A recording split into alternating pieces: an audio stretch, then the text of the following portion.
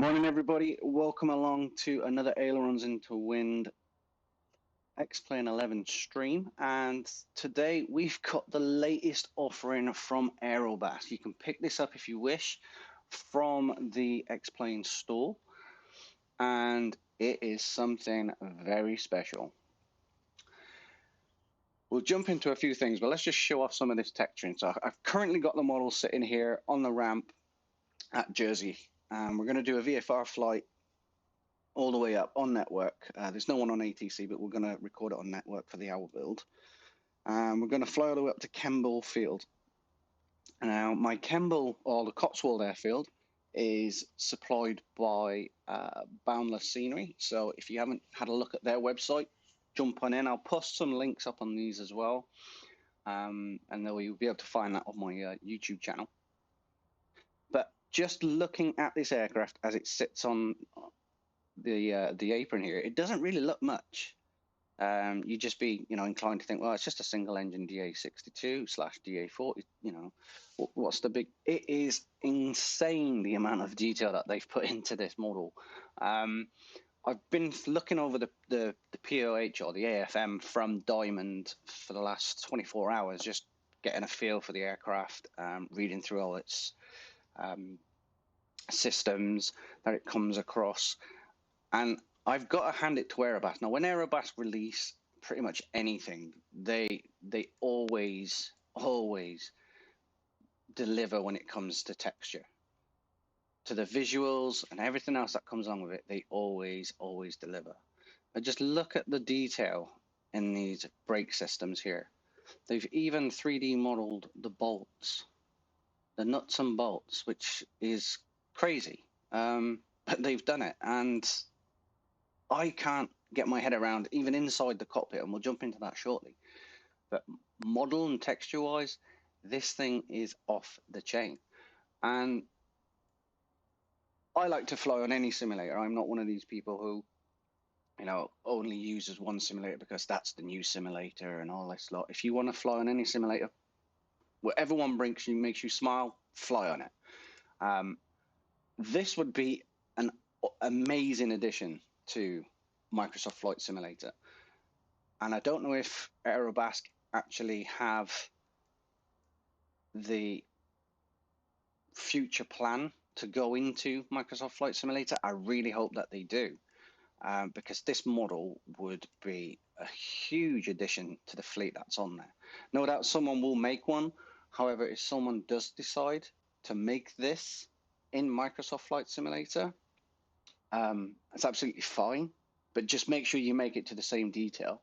It does have a few quirks. Excuse me. There are a few little things that, from reading through the AFM, I kind of sat back and I was like, oh, it's not really on that model, but it's a simulator. Is it as close as what I think they could get it? Possibly. In terms of flight model, I've never flown a DA50 RG, which is also referred to as the DA50 Magnum, because there are two variants of this aircraft. One is a DA50 Magnum, which is what we've got here, which is a 300 horsepower single engine with a service ceiling of 20,000 feet, which is very, very impressive. And they've also got the Superstar variant, which is it's not out from what I can gather. I've trying to do some research on it. There's not a whole lot of intel there, but it's not out at the moment. They've not released it at the minute. Excuse me, that's my phone kicking off in the background. Let me just put that on to silent.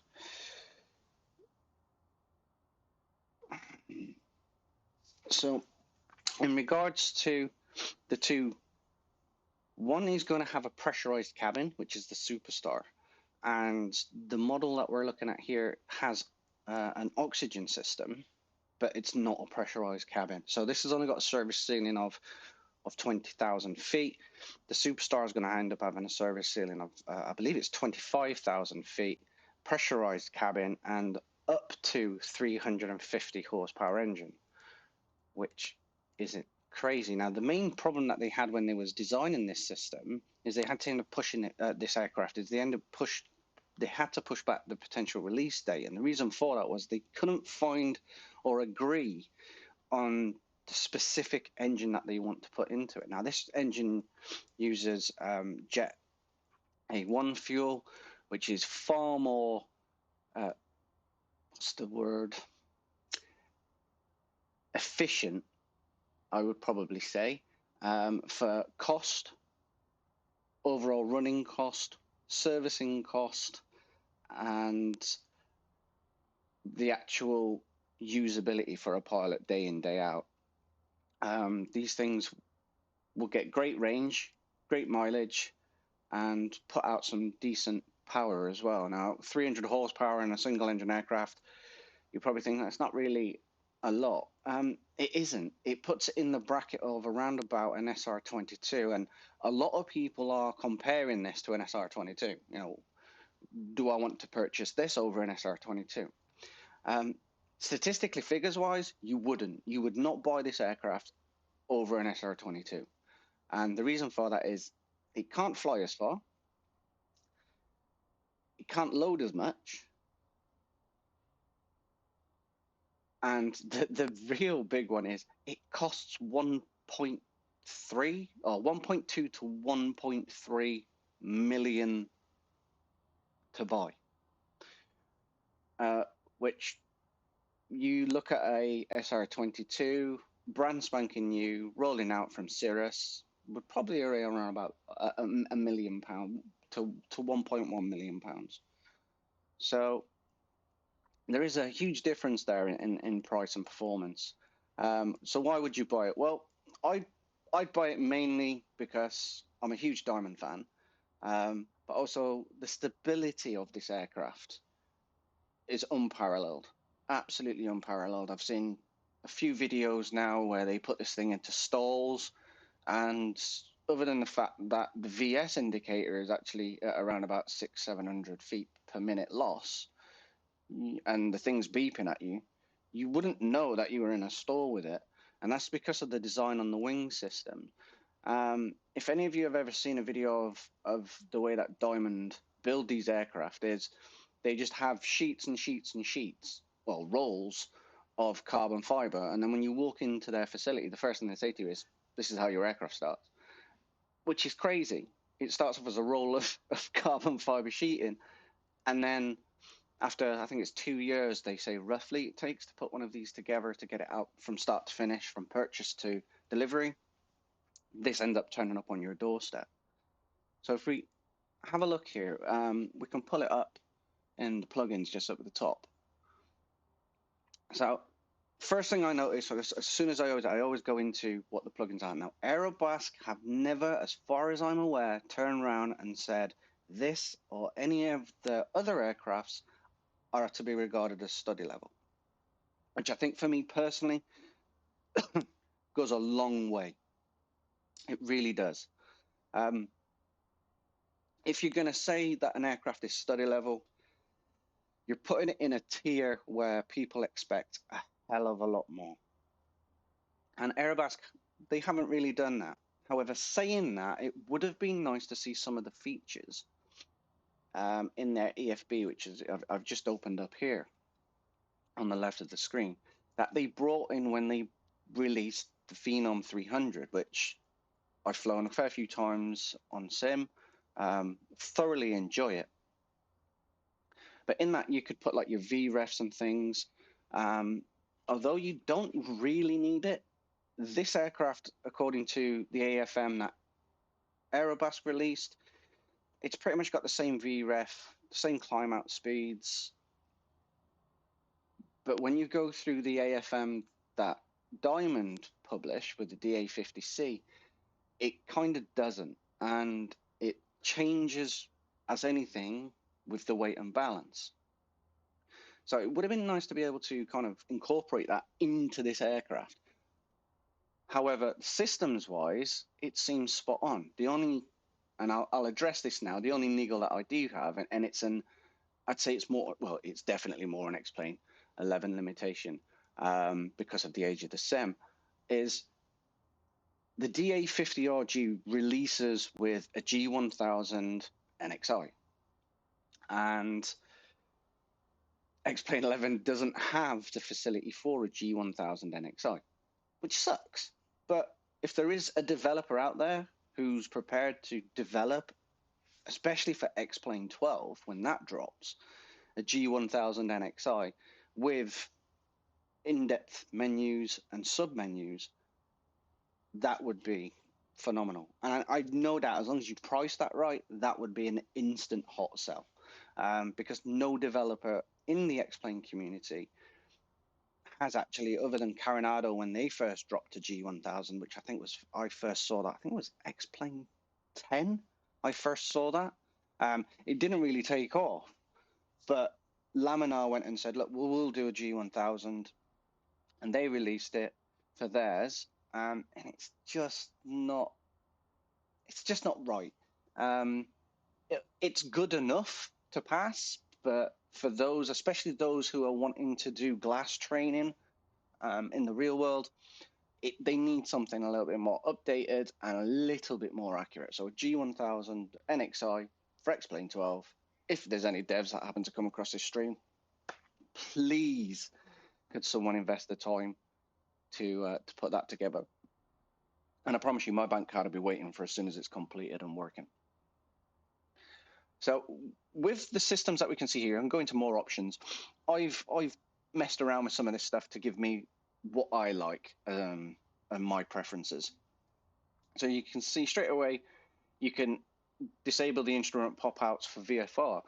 This is VFR for VR, sorry. So this is VR compatible. If you've got a VR headset, you can more than with these adjust the systems in here to make sure that your VR headset is operating and the visuals look the way that they want to. I don't get along with VR.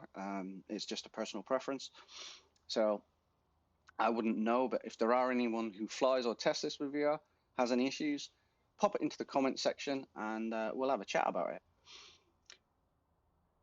As you can see, I've got selected FreeCaster nose wheel, which is realistic. So the DR50 RG uses the same type of nose wheel steering that the SR20, SR22, and a few other aircraft that I know of do. And that's the caster wheel. So you control the steering on the actual brakes itself. So you want to turn left, you press the left brake pedal. You want to turn right, you press the right brake pedal. Aerobask realizes that not everybody, excuse me, not everyone uses rudders or rudder pedals, so they've given you an ability to turn that off. So if you've got a joystick with a twist axis, feel free to knock that off, and then you'll be able to turn the aircraft just like you would normal rudder pedals. Or if you don't get on with using the brakes to turn, because it can be a little bit tricky, especially in high wind environments, then definitely turn that off. Might make life a bit easier for you and give you some enjoyment out of flying, because at the end of the day, it's not all about being realistic all the time. Sometimes it's just about enjoying the flight. Bezel-less MD302 for the cockpit builders, that's available, and then the rest of the stuff is just visuals. So show radar height below 2,500, I've got that selected. Workaround for LR bug in no panel views. That's not something I'm doing. Ooh, wife's messaging me on my tablet now. Right, I'm gonna have to turn the tablet down. God, woman. So I've got my G1000 set up. So synthetic vision I've already put into experimental. Definitely recommend that you do that. And the reason for that is, although it is a kind of experimental, it really does make the G1000 pop that little bit more. I've got it on mine for topology and terrain, and then I've put real pitch scale as well. Flight director, I changed to the cross pointer and the sky pointer instead of the roll pointer. And then the rest is just standard stuff.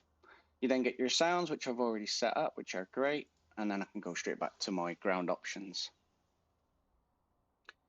My missus is changing her calendar information in the background. So if anyone's getting pinged right now, I do apologize. So I can go in here and we can have a look at the custom load manager, and you can change, what you want. Although the co-pilot, left pilot, right pilot, co-pilot, left passenger, right passenger, they are already preset weights, which it sucks a little bit if I'm being truthful. However, if you wanted to come out, it'd be nice if you could select these and then input your own. So where it says payload, you could select that. Passenger, you could change. So for example, I could put a passenger. You can see that she's just arrived in the aircraft now. Put in a left passenger. You see she's in the back. I don't know what she's doing. And then we can go for a right passenger. He's in the back as well. And then the male pilot, which is not showing, which is great. So if I take them out, you can see straight away it adjusts. And then we can go ahead and put the baggage in as well. Now, I'm not going to go too high because crazy things might happen and the aircraft might end up on its tail. So if I come out of Custom Load Manager and I have the male pilot right here, I can adjust it to what I want. So we can see we can put 311.6 kilograms in to simulate that we've got a passenger and payload. So that would be the entire payload. So that makes it a little bit more adjustable. However, it would have been nice to just go into the seating systems, and we could go through some of the seating systems and just make sure that that's all fine. So I'm going to set 111 kilograms, which is just going to simulate my weight in an aircraft plus 30 kilograms of luggage. So if we jump out of there, now what they've provided as well is you've got all your ground details here. You can see that we've still got our pitot heat tags on there. It doesn't have your covers, which well, it is what it is. It's a very small thing. However, when you're doing a walk around, it is sometimes nice to have. Oh, let me just come in front of this luggage here. This is just scenery from, it was from some free scenery, I believe, I managed to find on the Xplane forum. It's not perfect, but it's not bad either. This is Jersey Airfield, or Jersey Airport. So let's have a look at, if we just pop the door. Now this is one thing, when I first saw this, I was like, oh, at least they've kept the door system from the DA62. Just look at that though. Gull-wing doors. I don't care what anyone says. It goes all the way back to like the Aston Martins and the Mercedes, that when they first started putting gull-wing doors on stuff, and it's just such a beautiful look. It really is. I know it's not going to be everyone's cup of tea, this aircraft. I can see it probably turning into something like Marmite. If we jump on inside, first thing you're going to look at is the detail. So detail of the stitching, just look at the stitching here.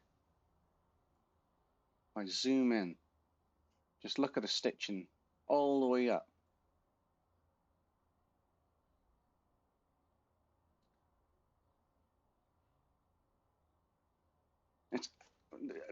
I don't know how Aerobask happened to do it. I don't know how they managed to do it consistently, but they always seem to release an aircraft that has uprated textures above anything else that's out there. They did it in the DA62 when they released the DA62. They did it in the Phenom, and they've done it in this. It is insane. Absolutely insane. I've got a fair few of their aircraft now, and I adore their aircraft. I really do. I think as a developer, they really push the boundary, and a lot of people are waiting for Xplane 12 to drop because they're waiting on the Falcon X that they've been working in partnership with. So that is going to be something very special when that drops. It really is. We're going to go ahead and we'll just connect. So it's going to probably get a little bit noisy. I hope it won't be too loud. But before I do that, let me just, before any other noise kicks in, listen to this here. We're going to put on our headset. Just listen.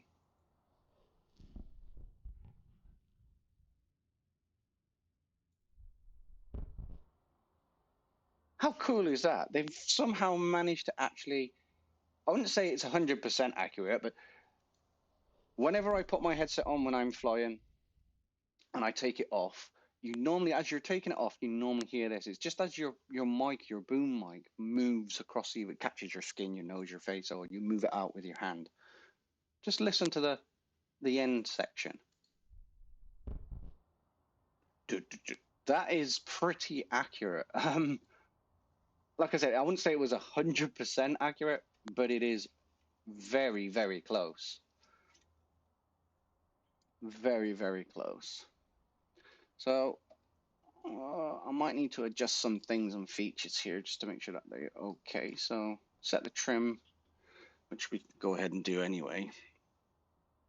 Right, so I need to just pull up some checklists.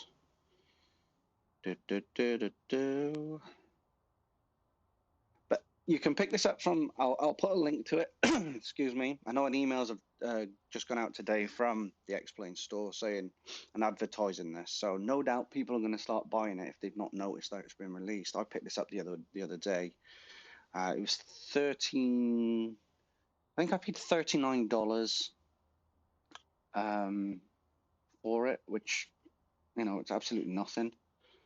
But, well, I say it's absolutely nothing. Some people might find that expensive, but in terms of what you can pay for aircraft out there, I don't think, me personally, that's a huge amount to, especially when you look at the details.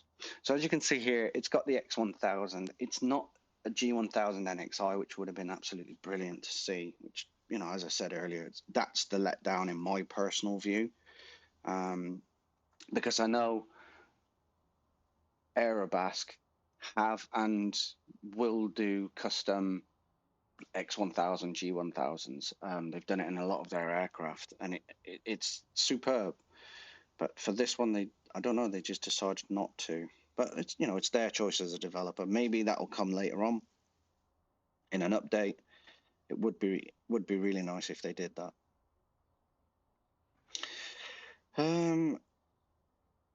So overall, hope you're all well anyway.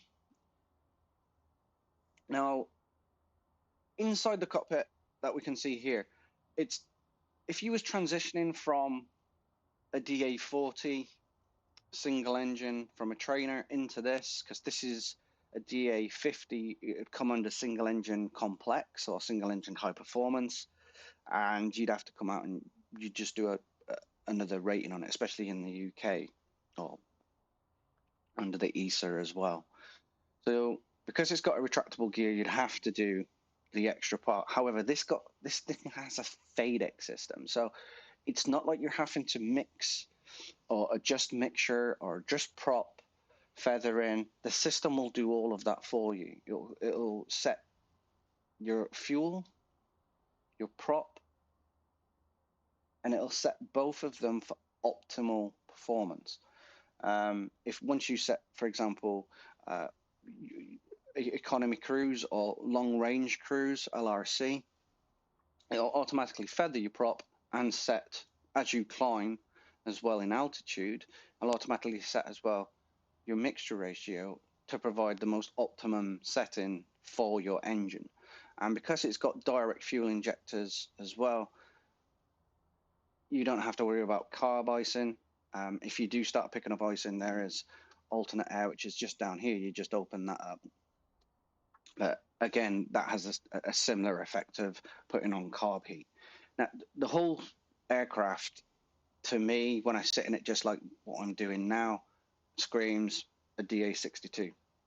If I didn't have the propeller at the front, I'd expect to see propeller there, or an engine there, and an engine there, and that would be it.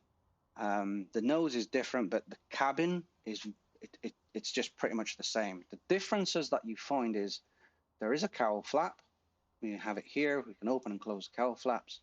Parking brake's not a handle, which is up here in the DA62. It's a lever down here. It's much more efficient. And then we've got temperature. We can set and adjust how we wish to, and circulating air. So at the minute it's pulling in from the outside. We can set that to the inside if we was in cloud cover and things as such. Fan speeds, and that's just where you want the blowers. That is pretty much the main system. This is your anti-icing system, which you have to refill if you use as well. That is modeled. Your audio stacks just over here, your alternators, and your fuel transfer. Now, for fuel, you can see here we've got emergency and normal. Now, when I was reading through the AFM, I was a little bit surprised with this, but it's a good system once you kind of understood it. Normal operation will only bring fuel from the left tank. It won't bring fuel from the right tank. So to bring fuel from the right tank, you can either switch it to emergency and it will bring fuel from the right tank. Or what you can undo, if you're in the normal range, you can transfer the fuel from the right tank via the fuel transfer pump over to the left tank. So you're still pulling continuously on the left tank. Me personally, I'm used to switching tanks in the aircraft that I've flown. So putting it over onto the emergency side, that wouldn't be a problem for me. And I'm more than happy to do that. Now, that's to maintain the balance between the weights in the wing. According to the AFM, the maximum allowed difference in balance between the two sides is 9 gallons. So I'd say roughly 15 to 20 minutes of flight, you'd be wanting to either put on the fuel transfer to transfer it via the fuel pump. However, what I personally will do is I'll just flick over to the emergency and then draw from the right side until the tanks are balanced or within the balance. Another 20-25 minutes, 15 to 20 minutes, and then back to normal, switch it back over to this one, and just keep doing it like that. I haven't experienced any issues in the test flights while I've been using both systems, just to see if one was worse than the other, or if one caused a fault over the other. So you can switch between the two. But remember that if you use the emergency side over the normal side and you forget to switch the tank, the fuel transfer is only going to transfer from the right side to the left side. It's not going to do the opposite way. So it's not going to transfer fuel from your main tank over to your left tank. From your normal tank, which is on the left side, over to the emergency tank, which is on the right side. It's only going to flow from the emergency to normal and not back, from what I could see. I need to test that. That's something I do need to test and get a bit more time with. But when I tried it earlier, it didn't do that. It wasn't like it was pulling from the auxiliary tank, even though it's labeled as an auxiliary tank, and over and across. Right, so normal procedures. There we go. Let's launch normal procedures. Oh, cancel. Right, normal procedures. So up to, in terms of weights, so this is what I was talking about, like if you had the ability to change VR, which they've given in the Phenom 300, which would be amazing, is airspeed for rotation, takeoff, run, flaps at takeoff, up to 1,600 kilograms or 1.6 tons would be 59 knots indicated airspeed. Above 1,600 kilograms and up to 1,800 kilograms, it's 64 knots indicated airspeed. Above 1,800 kilograms, airspeed rotation for takeoff run, VR is 68 knots indicated. Airspeed for initial climb is 69 at 1,600, 73 at 16 to 1,800 or above 1,600, and then above 1,800 is 79 knots. VY is 79 knots across the board, so for VOI you wouldn't really worry. And then airspeed for cruise climb. So once you're above 4, I'd probably say you climb up to 1,000 feet or between 400 and 1,000 feet at 79 knots indicated airspeed, and then you'd set up then for your cruise climb which is flaps up. I personally take flaps up at 400 feet, so I'll start looking to VY to 94 knots indicated airspeed, which is across the board, irrespective of weights, at around about 500 feet. Approach speed for normal landing, so up to, and this is what we were saying with flaps at landing, 73, 75, and 77.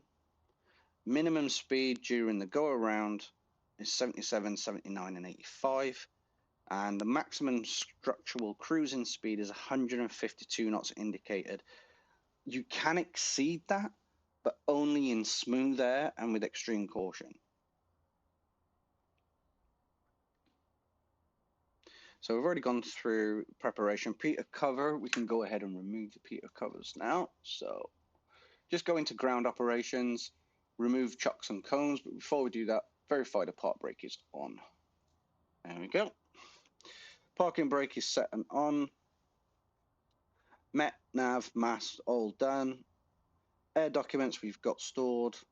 Left hand and right hand pilot doors and passenger doors are clean, undamaged, checked, locked. Yep, that's fine. So that's the before start. Walk around checks we've done. We're not going to do any of the main stuff. No requirement to do it, and we'll just be here for about 20-30 minutes longer than what we need to. So pre-flight inspection, we'll just say we've completed. Passengers have all been instructed. We'll go ahead and chuck some passengers in actually, because we don't really have any, do we? So if I go into custom load and we'll say left and right, that'll do. And then we're going to take, we've got this many people, we want to take around about 50 kilograms. We'll take 50 kilograms. That should be fine. Airport charts. I want to just bring up my airport charts. We're going to be departing VFR anyway. As I said, I am on network, but there's nobody on at all. So everyone's having a lovely Sunday out in this beautiful sun today. And I'll just bring up airport charts. Airport information, takeoff minimums. There we are. You can see where we are. We're on the Eastern Apron. It's Juliet Apron is where we are, and it's 08 takeoff today. So we're going to be making a left turn out once we're over the threshold, and then we'll be heading out to the northwest point, I believe it is. Departure, and then we'll pick up that over to Alderney, and we'll fly our VFR route, which I've got on Sky Demon currently next to me. Right, so let me just have a quick look at what we've got going on here. So passenger doors are all shut and closed. And pilot door is ready to rock. So safety harnesses, we'll go ahead and chuck that down. Open up the window latch. So power lever, we want to check that and make sure that we're at ground idle, which we can see here. We have flight level, flight range. That's flight range there, and then ground idle, which is here. And as long as you're within that, it's absolutely fine. Parking brake is on and set. Gear selector indicates down. There it is, it's down. Avionics master, we check is off. FADEC check auto, and this is, if you've got an issue like you can see here, you can just select it there and press back on. So this here is, it's the same one that I use. It's actually a RAM mount. So you buy these from RAM, and you put them on your aircraft, or you can buy the mounts from RAM. It's the same one that I use. Really good system. Really good system for holding your electronic devices. So we can see there FADEC is set to auto. Emergency fuel pump switch is off. Alternators 1 and 2 check both on. So we'll go ahead and check those two to on. Electronic mast assist is now on, and we'll hear the G1000 fans spool up. Or we should hear them spool up.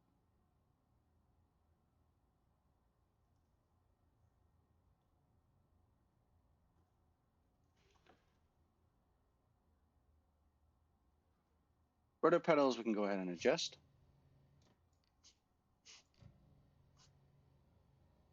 I'm only short, so we can bring them towards us. Yes, that is actually real.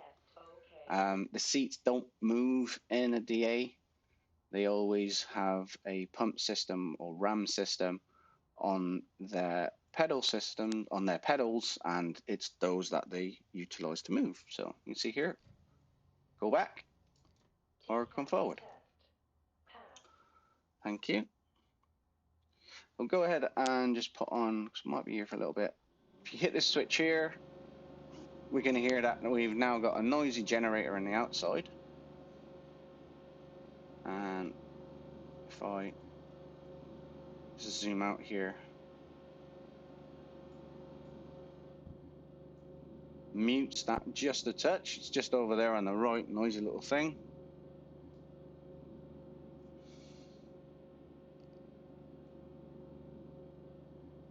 So cowl flaps are closed,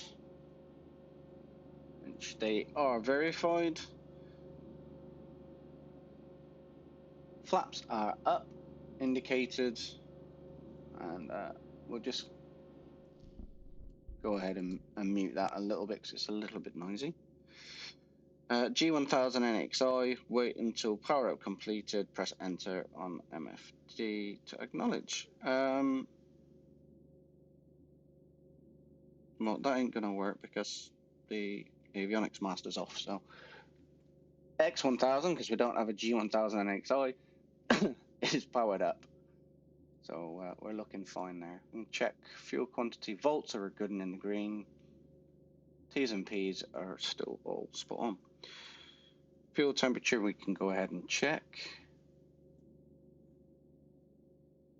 Doesn't show it on here, but if we go and put the AV on, we should be able to access it through on this system over here.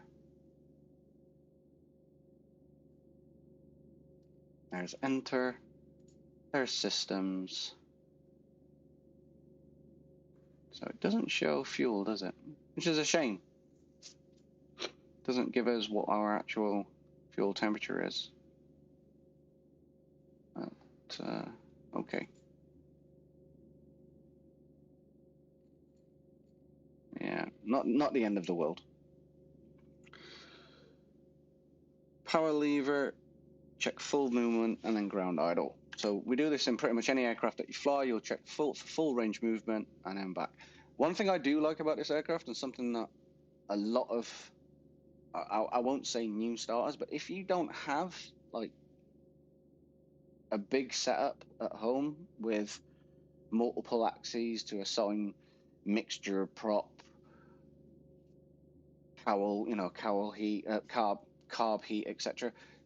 This aircraft, it has one lever.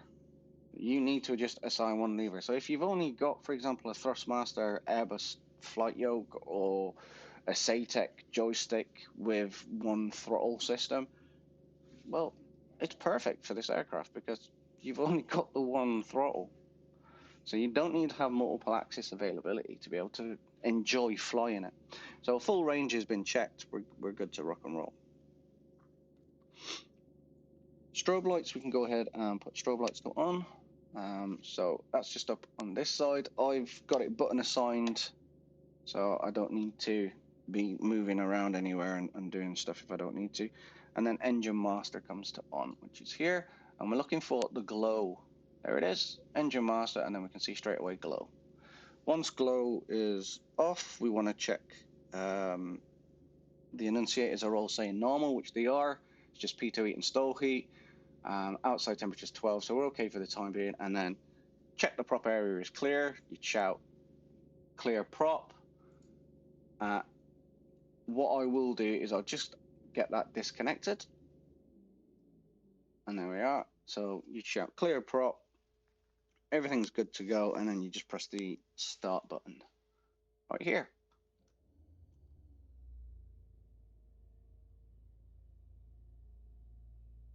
And there we go.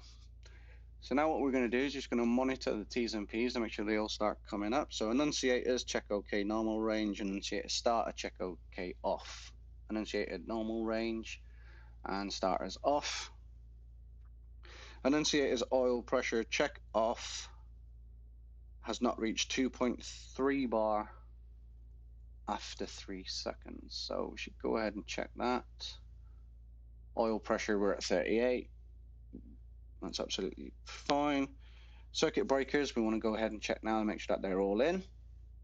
And none of those have popped. And that ground idle RPM is 66 or 660. Well, we're showing 680, which, yeah, okay, it's pretty close, just a touch over. So before taxi system, avionic master is on. Confirms warm up, ground idle for 2 minutes, then increase propeller RPM to 1,100 until engine temps are in the green. So we've got about another 30 seconds, and then we can increase to 1,000 RPM. Electrical equipment all on as required. We'll go ahead and put on the P1 install heats to clear the CAS message. Floodlights on test function. So these are just here. You can see we've got floodlights. The detail on this on a night, by the way, folks, is absolutely stunning. And there's also some floodlights elsewhere as well. So if we go press here 9, you can turn these ones on. They're your passengers. So we'll go back up to the front, know that those are fine, and we'll just give the oxygen a quick check. And we should hear the sound.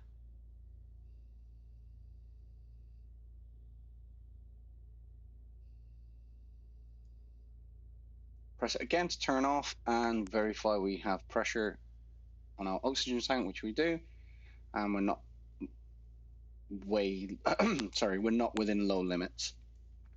So in the UK, anything above 10,000 feet on a G registered aircraft, you need to have oxygen on board and a blood O2 detector.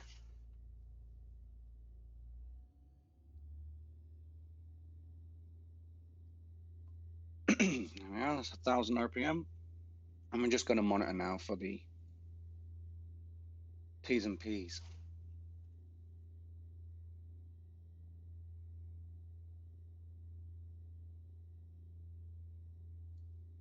So just let the oil temperature build, the cooling temperature is coming up, gearbox temperature is coming up nicely. BO and stall heat is on, annunciators have gone off, and then make sure we check them as well. There we go. Strobe lights we've already checked on. Position lights and landing taxi lights on and as required or as required. So we're going to go ahead now and put on our position lights, which is nav lights to anyone else who's never flown in a Diamond. Primary flight display, no autopilot annunciations. We can see here, primary flight display, we've got no indications to show that the autopilot is on. And then what we're going to do is we're going to go the autopilot disconnect tone, which is not going to come up, so we'll go ahead, put it up, and then we're going to disconnect it. Test the manual electric trim as follows. So yeah, you can. That's me pressing the trim switch to disconnect the AP, which is what should happen. If I press it again and then use my disconnect, that should disconnect everything. Lovely. So we're going to climb initially to 1,000 feet. 102324, I believe, is the current. Let me just get the current conditions where we are. Temperature 12, 2.4, surface winds 9013 knots. So we're definitely going off of 08. Pressure is 1024 and 3024, and we're just going to tune 122.8, which should be done. 122.8. We'll flick that across. We've already done those. Autopilot engaged by pressing the AP button. Autopilot disconnect and trim, and we've set good there. We'll go ahead and just check to make sure that our trim is set. We can see here, I've got it on my trim wheel. There we are. Fuel valve, we now need to go and cross. So before we check that, we go parking brake release, brakes, test on moving off, Flight instruments and avionics, check for correct indications. Emergency fuel pump check is off, which it is. Fuel valve emergency, fuel valve normal. So we'll just do this before moving off because it's a little bit much there. So emergency, normal, no problems there. And we'll just put a note out to say that we'll be taxiing for runway 08. Let's go and have a look. Jersey traffic, Golf Sierra Oscar Romeo Golf, a DA50, currently taxi to runway 08 for VFR departure, taxiing via Juliet, Alpha onto Bravo, and we'll hold at Delta, Jersey. Okay, so power to idle, there we go. P's and P's are all good and in the green, and we'll just power on up now. Get moving. Remember what we discussed before, it's all on the caster, so it's not like trying to turn. You can see here, I put the view up, there we are. There we are, 1,200. And I'm just holding the toe brake on the right side here, just a touch. So the winds are 09, so they've got a tailwind currently, so I'm just gonna push the nose away. There we are. Doesn't have a lot of authority in terms of rudder control on the ground. So if you've got the caster connected, it really is a cast thing. Let's have a quick look outside. I'll just bring the noise up. Listen to those sounds though.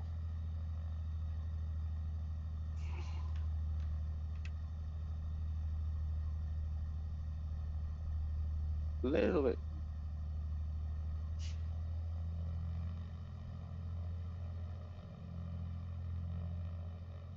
Oh, sounds amazing.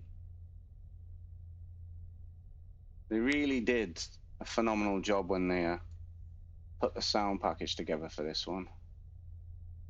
Taxi lights, position lights, and strobe lights are on. Doorways checked, locked, and well, closed and locked. Pilot doors, passenger doors are done. Door warning is non-verified. I'm just getting blown around just a touch here, so. Cowl flat, we can now go ahead and open. Circuit breakers are in. So once you're in the green, one thing I didn't do was get fuel. Chatting away, and I didn't get fuel. So let's go and chuck some fuel in. Just 10 while we're. So we go main tank. We want roughly, I think it was about 30 gallons for the flight. There we are. Bring this one up and balance the fuel. Not quite sure what's going on there, but okay. So that's going to give us total mass 1935. So we'll look at the speeds for that as well.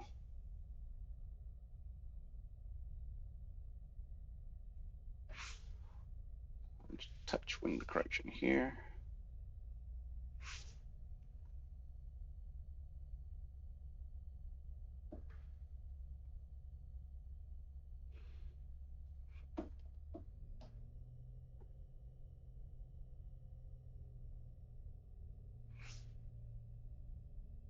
There we are, lovely.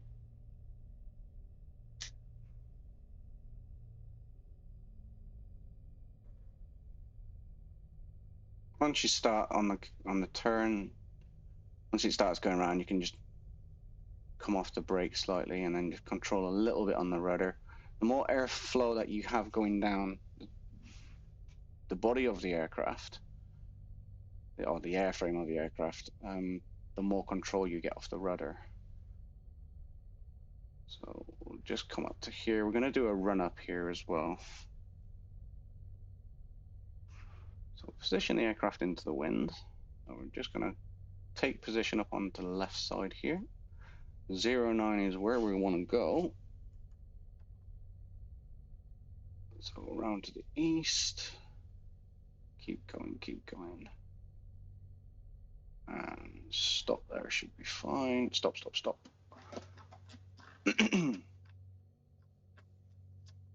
Just bringing my display around, 08. And just want to set the parking brake. There's parking brake set. Just bring that back. Parking brake is set, adjust backrest not required. Safety harnesses, sun visors locked and stowed. PFD unit control manual, which is in here, is stowed, so we don't have that up for takeoff, and we can use that to set a flight plan. We're not going to do a flight plan today because we're going out VFR. We're just going to set 1,000 feet initially, and then we'll climb up to 8,000 feet once we're above the northwest point. Circuit breakers are all in. Fuel valve check normal. See there, it's checked normal. Cowl flaps are open, which we are, and elevator and rudder trim set takeoff and to bowl area. So we've already checked. That's takeoff on that side. And check on here, and we should just be at the top of that. Yeah, perfect. Power lever, ground auto, which it is. Function, set takeoff for flaps. Pitot and stall heat is on if required. Emergency fuel pump check off. Let me just go in here and get rid of that. Emergency fuel pump is off. FADEC system check auto, which it is. Landing lights on if required. We don't need them on just at the moment. Flight controls free and clear, so around the box. That's no drama there. And then you see that we've got the aileron either side, down, up, up, down. Probably won't be able to see it because it's a T-plane, but there we are. We can see the movements just there. Perfect.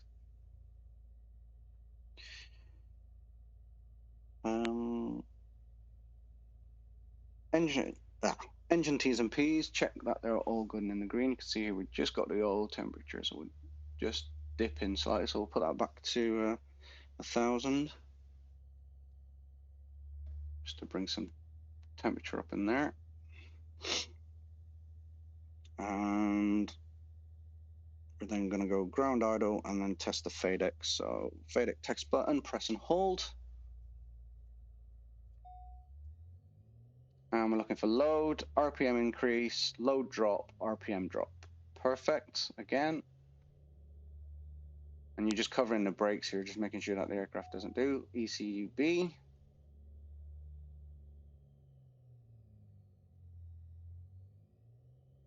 So with load increase, RPM should increase. With load drop, RPM should drop. And that's fine. And we've got active governance cycle, FADEC test button release when test we can, and then when test complete, and then hit the FADEC force B. FADEC force B is checked. Engine check running without change. No problems there. RPM's holding. Back to auto. Power lever, max for 10 seconds. Now this is the adjustable power check. Annunciators check that are okay. Engine T's and P's. The problem that I've got is if I hold the brakes down and go full power, this thing will still try to take off. It'll still move. It seems like it could be a terrain issue. I don't know. I can give it a shot and we can see. So I'll go full power. And there it is, you see. So it's like it disengages the brakes slightly. But yep, that's fine. And what we was looking for there is stabilize at 2290 to 2340. So RPM, you can see it's just not quite there, but load indication stabilize 85 to 100%, which is absolutely fine. We should be looking at takeoff today for around about 99% power. Power is now back to ground idle. Engine instruments checking in range. Alternate static source pull on.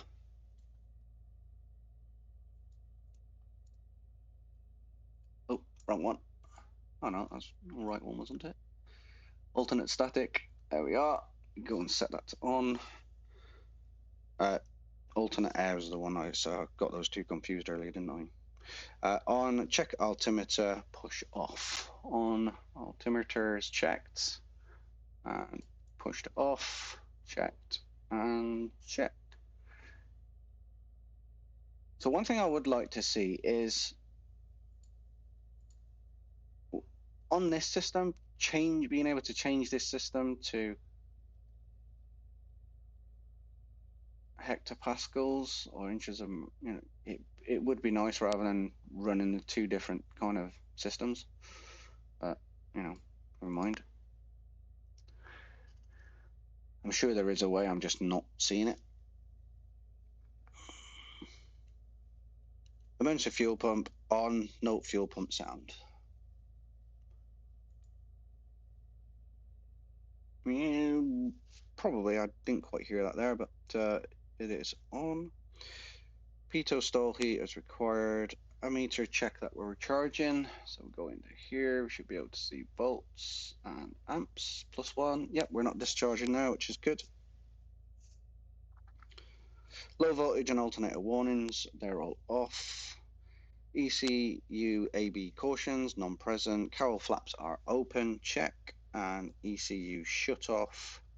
Oh, sorry, ECS shut off, check pushed in and open. So ECS is here. That's all off. And all good. Cowl flaps are all set. Alternate air. Make sure there's no issues there. No RPM drops. Good. Parking brake. We can go ahead and release, which we've done anyway. And then we're just going to swing around to the right here. Do a full 360.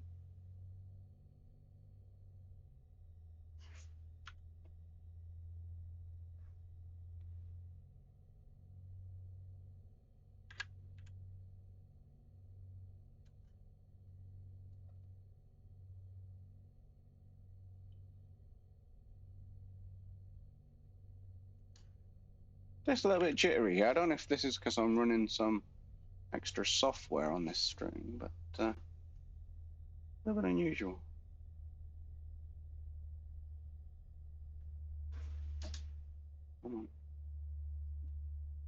Okay, so we've got the wind just blowing us here. Let's go on over. I hear my PC screaming. Someone's definitely using something. Transponder. We want to go standby. VFR. Oh, right, stop that a second. Code 7000. And then we'll make a call in a moment. So everything else is done.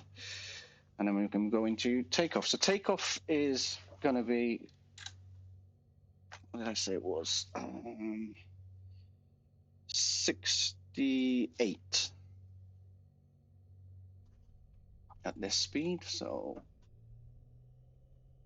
you shouldn't just, there we are, it's a bit better. And we'll just check. We can see we've got TCAS already on here, running fine. Map, NextRad, traffic is already done. Terrain we'll put on as well. Everything's looking pretty nice. Jersey traffic, DA50 Golf, Sierra Oscar Romeo Golf, lining up runway 08, VFR departure to the north.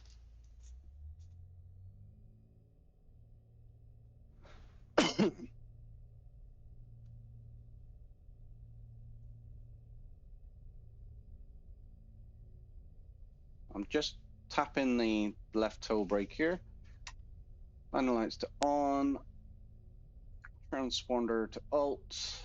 Lights, camera, and action. We're clear left and we're clear right. So we just go line up and wait. Takeoff trim is set and all essentials done.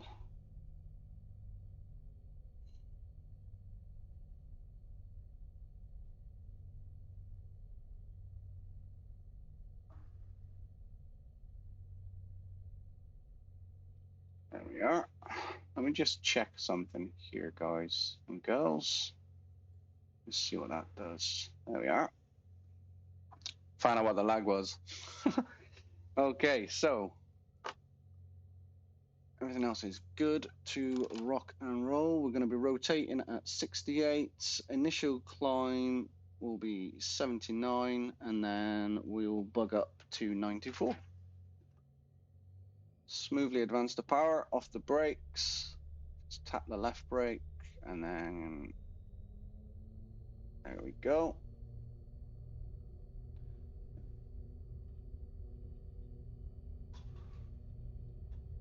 Coming up to rotation, just trying to maintain around, bring the power, there we are, and up, oh, up she comes. Tap and hold the brakes, no more usable runway, gear in transition, gear unsafe, extinguished, and we're gonna 400 feet coming up, above field, gear up, flaps up, and yaw damper on, and hold for 94 and trim. Turn out to the north now, and just bring the nose down nice and smoothly. Whoa, we don't want to do 30 degrees. There we go. Bring the nose down. That's 1,000 feet. And back to 80. I think it was 80. Remember, you can't go 100% power in this for longer than 5 minutes, otherwise you'll end up with an engine fire. And I believe it is simulated in this aircraft too.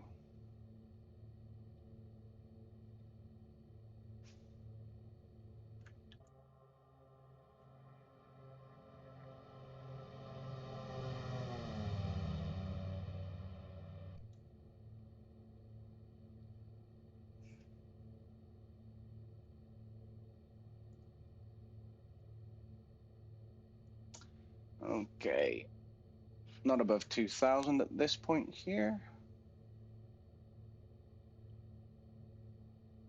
And that's the North Shore.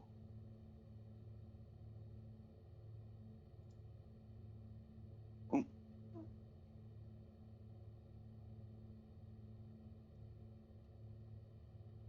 And then make a swing around here. Oh, not a minute be above this, but never mind.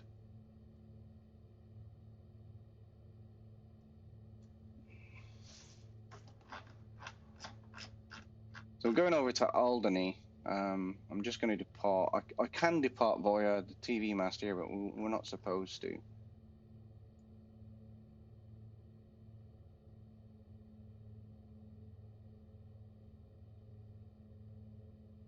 Flew this earlier, it was flying lovely. I don't know what I've done. There we go. Right, so landing lights are off. Emergency fuel pump is off.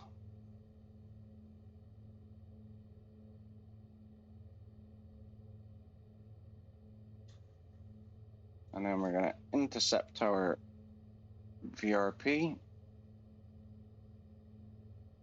A little bit choppy out here today.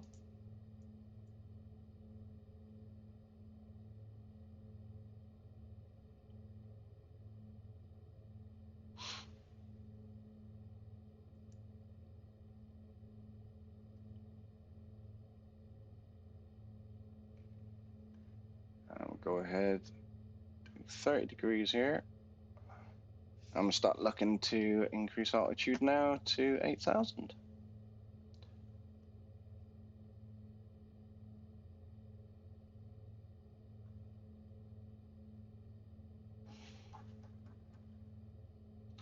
And I want a head and turn to the north, so that's fine. There we go.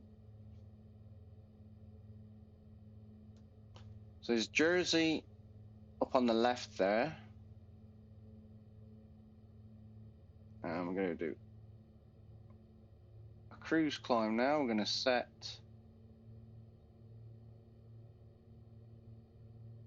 80, well, we'll do 89.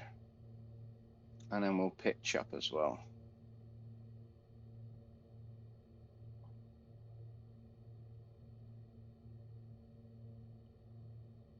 Looking for 95 knots.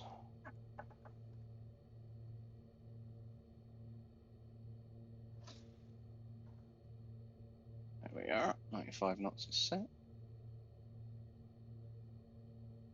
And we're looking for Alderney just off the nose here. It shouldn't be too bad. And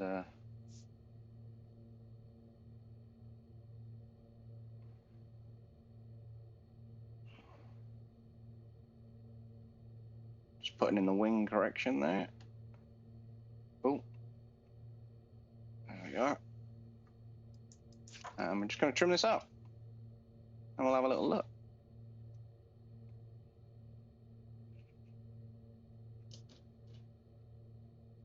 So about 8 degrees is what it likes to climb out at. Oh, trimming here, and I'm just nicking the throttle lever just a touch. And I would just trim the rudder to stay coordinated. That's good.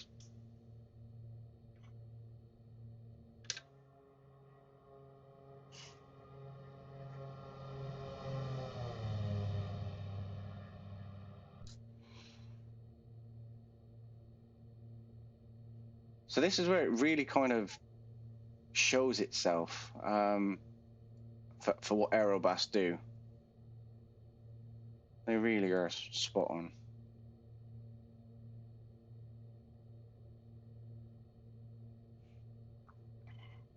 And just keep climbing to 8,000.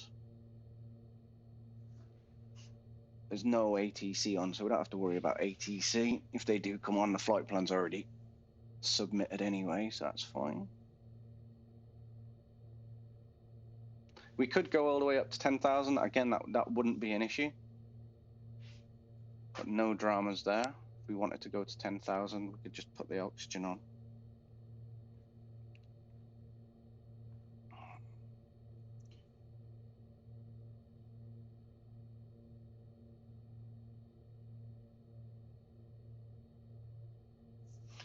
So, oh, I'm just getting clipped by a little bit of wind there.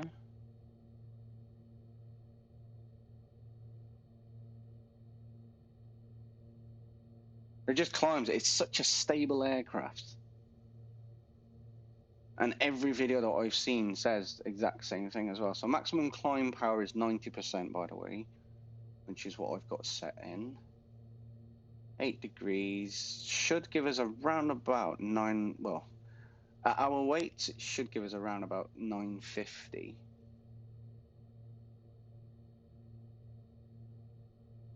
At 94 knots, and then we're just looking for 008 degrees on the nose.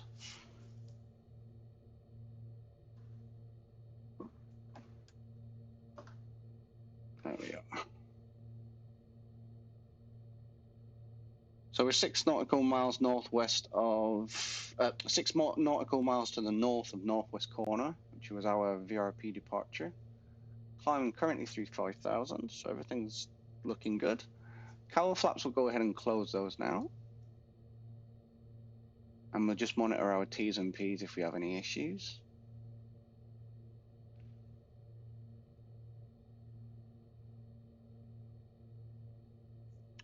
Flight director we can go ahead and chuck on. That makes life a little bit easier. And heading as well.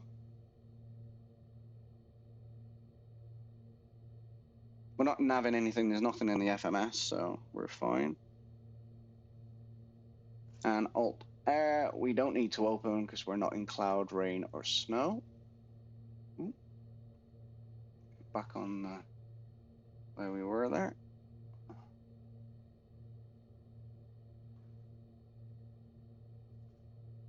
Just listen to these sounds, guys.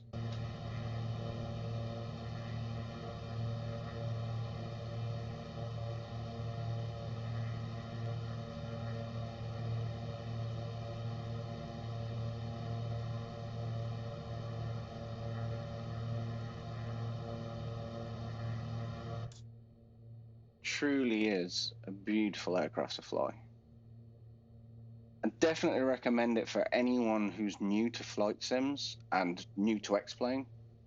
If you're struggling with certain things, this is a phenomenal aircraft to just relaxing. So landing gear is up, flaps are up, landing lights are off, emergency fuel pump is off. Best climb rate, we've got 94. We're currently climbing at 97, so we're doing okay. Power bar is max 2300. We're at 2236, which checks to our weight and balance. Annunciations, engine and system page, we don't have that on our system here, and cowl flap is required, which oil temp's just climbing here, you see. So go ahead and check the cowl flap back open. 1,000 to go.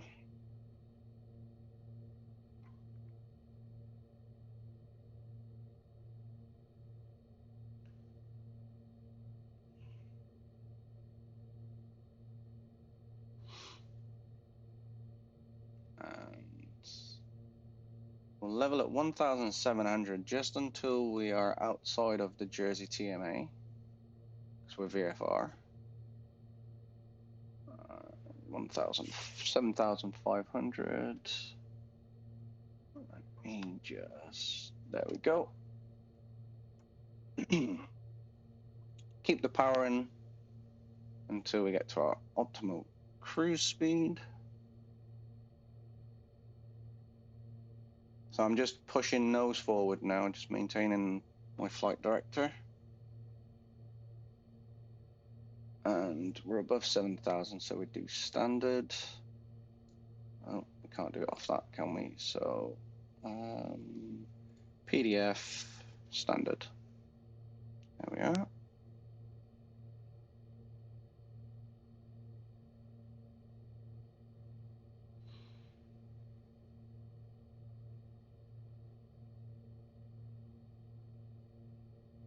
Everything else is looking really good.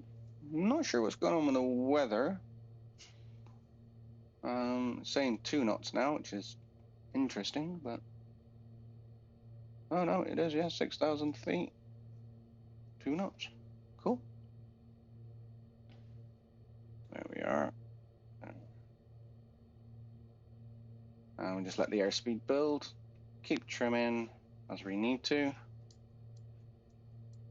And then just releasing that forward pressure.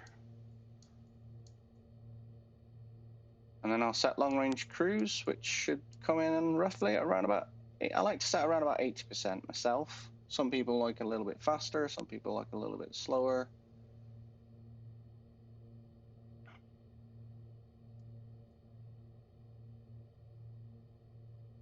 So there we go.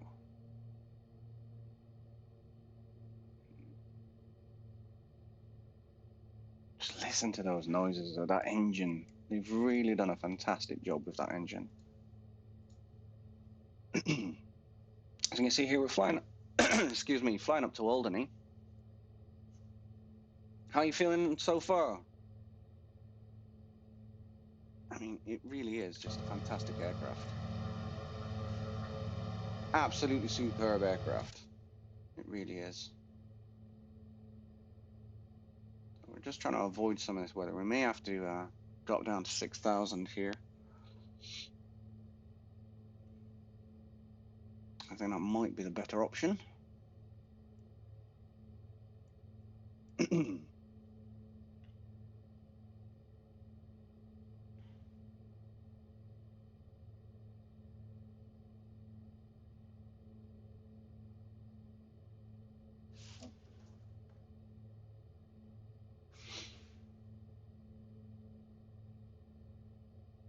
I'm completely hand flying at the moment, everyone.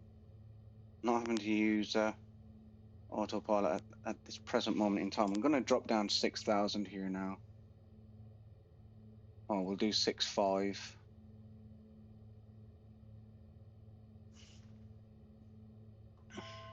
And do flight level change.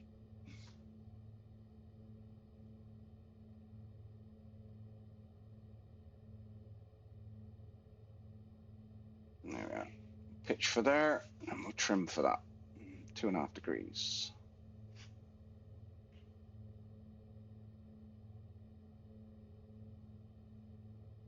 You don't want to get into these clouds, otherwise we get into trouble.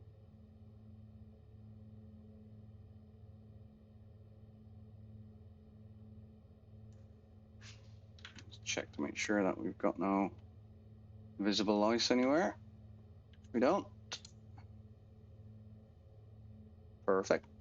I'm just going to make a right turn here, just a slight right. Oh, for make sure we don't get caught up in anything.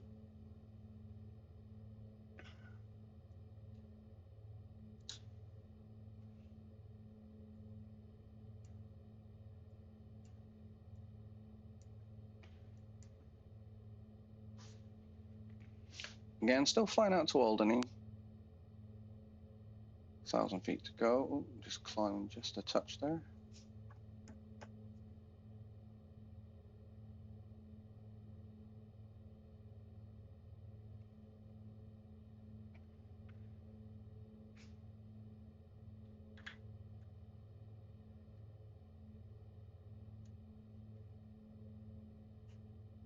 Doesn't look like we've got anyone on the ground here, which is fine.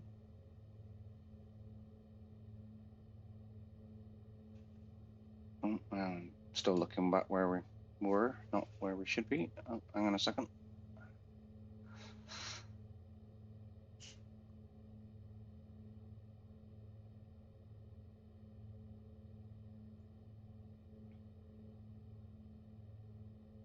I had some Skittles earlier, and I don't know what. I think one might be kind of just lodged somewhere in the back of my throat because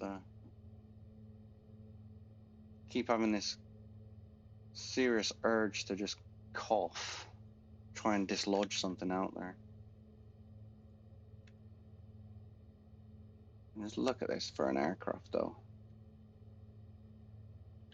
I mean, everyone always goes on about like Xplane 11 textures. But just look at what Aerobask have actually done with this thing. It is insane. Absolutely insane. Go ahead, flick over emergency tank. As you can see, we don't want to get too far within that limit. We'll put the load back to 80%. And then we can go ahead now, or should be able to go ahead now and close up the cowls. Cowl flaps closed.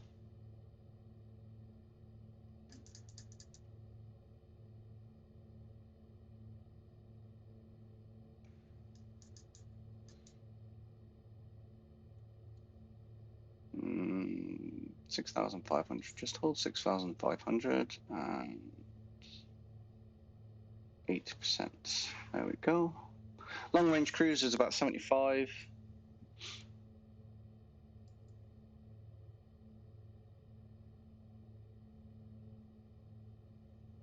You should be okay now on the emergency tank.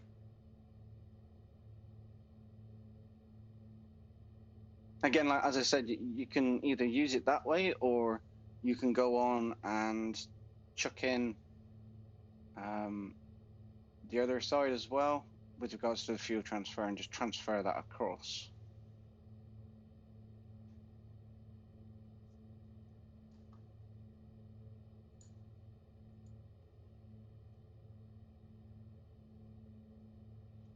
Plenty of fuel remaining anyway.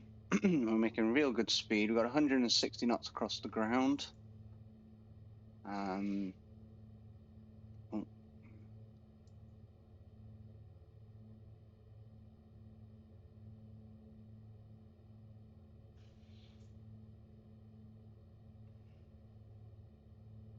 True air speed's 160, ground speed's 160. This is lovely. I don't have a camera set up for my yoke system. If you could just see how I am actually manipulating my yoke. I'm not using a joystick here, which I know it's not the way you would expect a DA to be flown off a yoke, but I am. And if I could show you just how little manipulation I'm actually using on this system, and I've got some pretty decent curves that I use and fine tune, and that's what I was doing earlier on. I was just fine tuning the curves. Let me just check.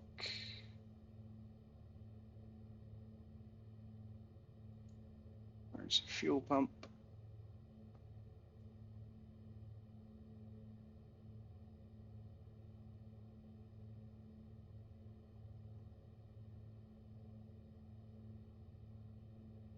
So we're burning 14.3 gallons per hour, which is fine. A little bit high. I'll bring that down to 75. What does that give me at 6,000 feet? Or 6,500 feet? 13.4. We've used 6 gallons. Okay. That's not too bad.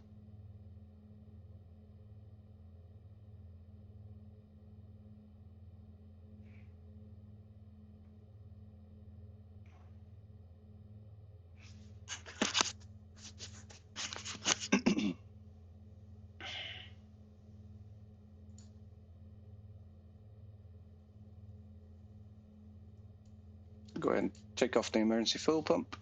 Oh.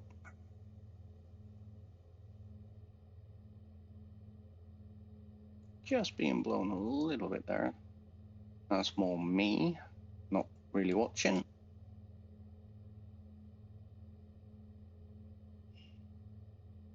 But it's not one of these systems that is systems. Aerobask have set it up so it's not super finicky and twitchy. It's a very novice aircraft that is a single engine complex.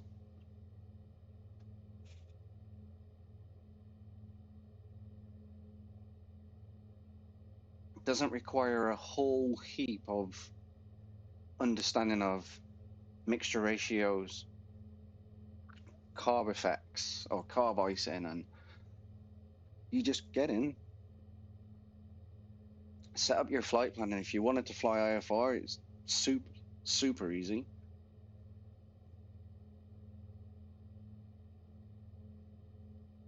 And you would just do that and just go flying. So we're just coming, we can go up to 8,000 now if I wanted to. I'm gonna stay at 6.5 because obviously that's just keeping me under this cloud base here. Although weather up currently where I am is not a cloud in the sky.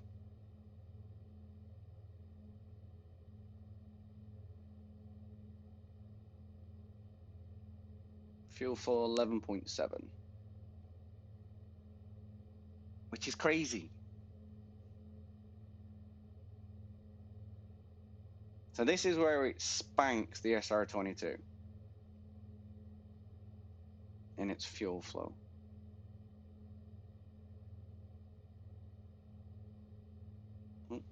Just climbing a bit there. Back on profile.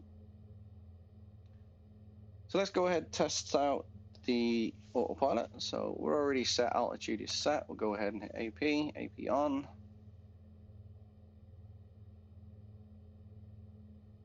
Have a little look in the back right now.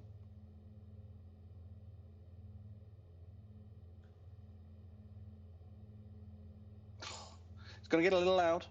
I'll warn you now.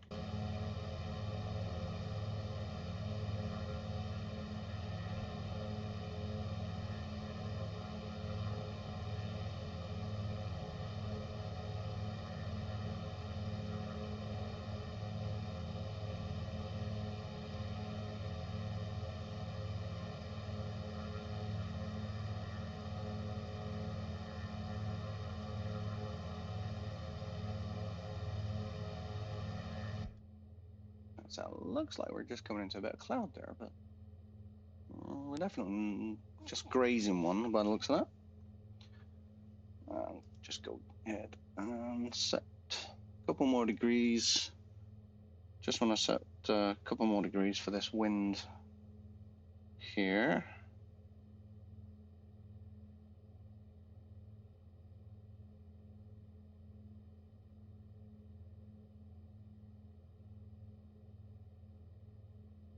And fine. There we are. 002. 002. And we're not too far away. We're coming up on the south coast. We've got Southampton coming up.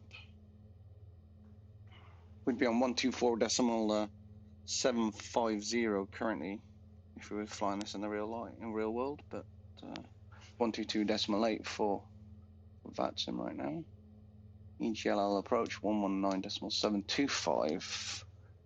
Don't think we're gonna be getting anywhere near them, to be honest.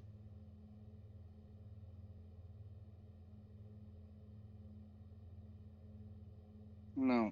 Okay, that's cool.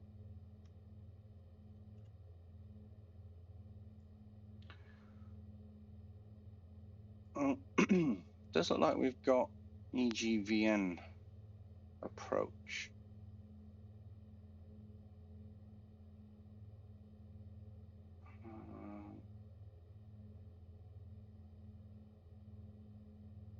Trying to figure out where he is. Bryce Norton. So we may have to speak to that one. Low radar service available, 40 nautical miles.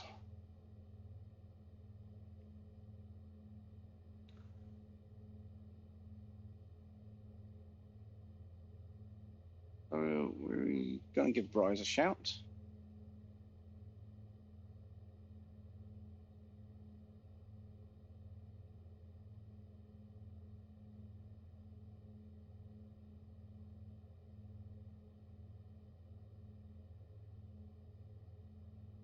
Shortly. You probably may go offline before we get over there, but 127.275.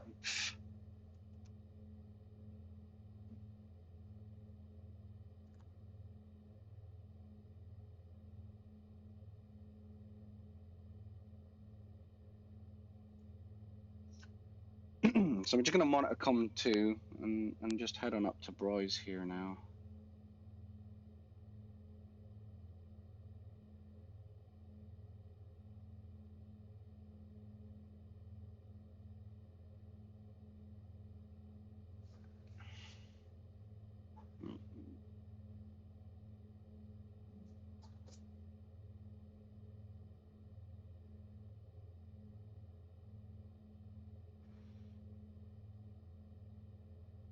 Oh, they've got him as 250. Why have you done that then? To a 10 o'clock range, 4 miles. Currently altitude 3,000 feet will be no lower until he's past you. Acknowledge, Escalate 16 after departure, fly runway track, surface wind 050 degrees, 9 knots, runway 07 to Takeoff. Takeoff 07, Escalate 16, fly runway heading after departure.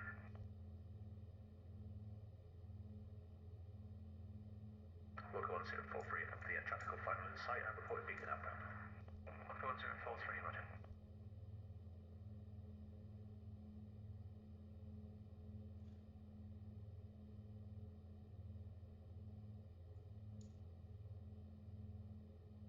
So just as we get up towards Bournemouth, I'd probably give him a shot.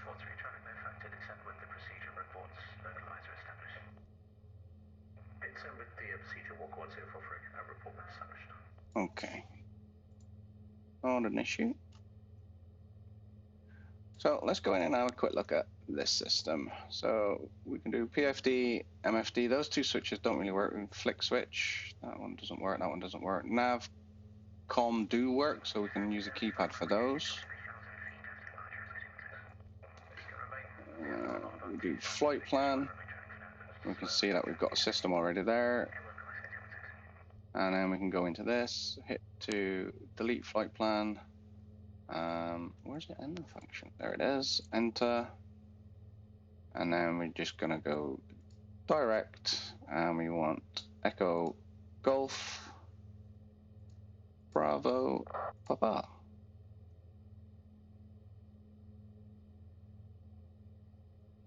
And there we go. And then hit enter. There we are. See, London Heathrow airspace is really busy right now. You can just see that there. So real life, we'd be sitting here with life jackets on because we're outside of glide range.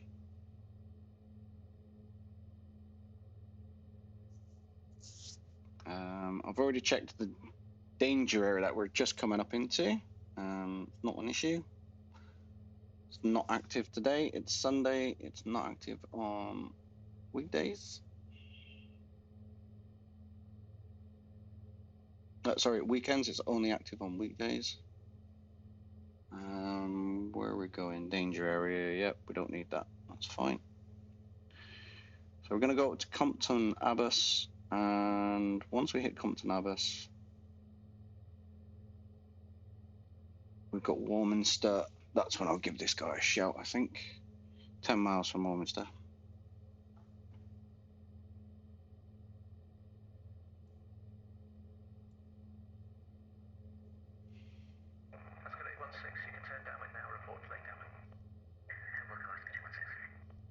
Just going to get Bristol QNH.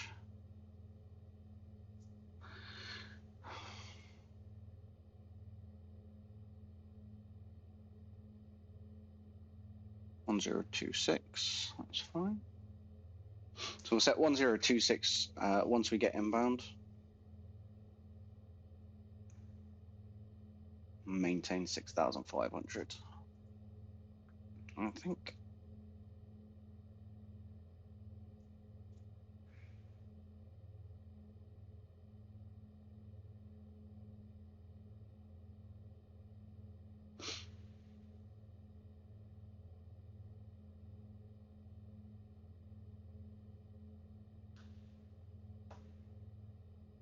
Oh, we got someone else on now. EGBE.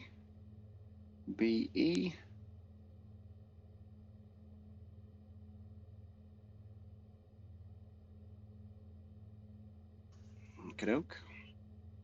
I'll have a quick look at what Kemble latest is, just to make sure there's no.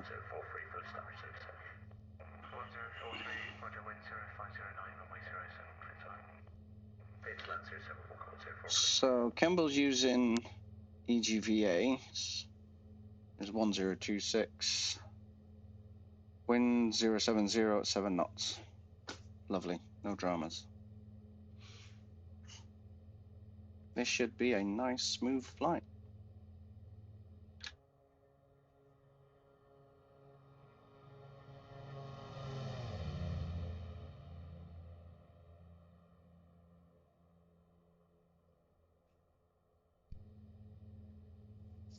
And you see now that we do have someone. Ooh.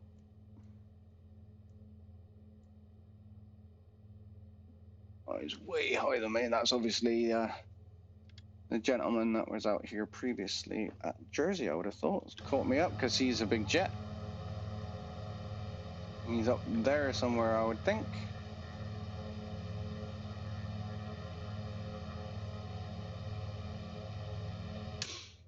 Way outside my range.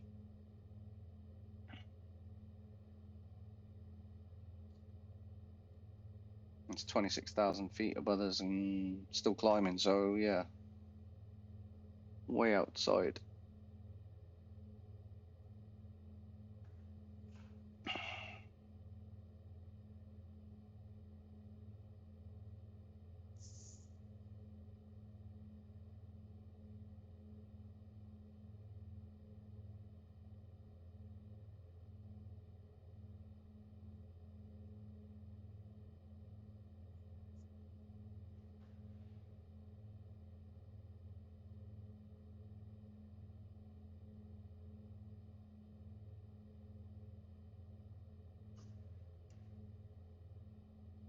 So you can see just what I was saying earlier in regards to the G1000, X1000. It's the same thing. On just how it could have been a lot more input, especially like the VRES, as I was saying. Holds and things like that, we don't really kind of get to see very often on this system. I know MSFS has got a G1000 NXI that's still in working production, still being worked on, still being updated.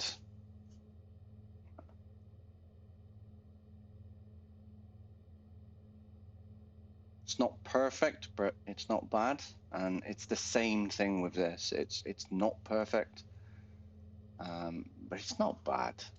I've got 043, make it left, taxi to the terminal. Left to the terminal, walk on 043, many thanks. So I'm actually flying a flight plan that I have on Skydemon next to me. Closing in the next 10 minutes. How many circuits, how many more circuits are you looking to do? Yeah, just reviewing the last circuit we do, Skate 16, we're going to turn final now. Skate 16, roger, report final. Roger, Skate 16.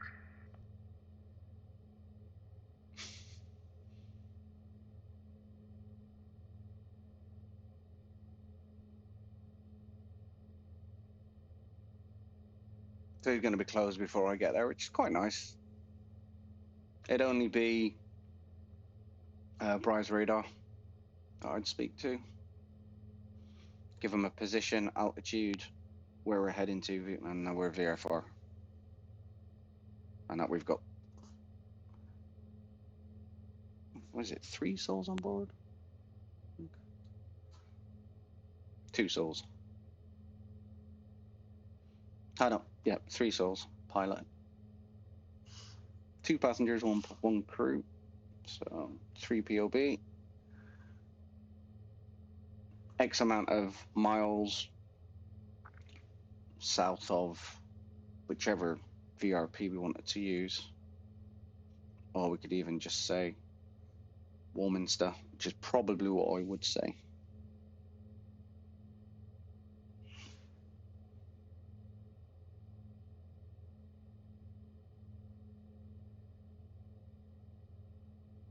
I'd probably use Warminster just to say that, 20 miles south of Warminster. Maintaining 6,500 QNE, QFH of 1013. Or Bristol 1026.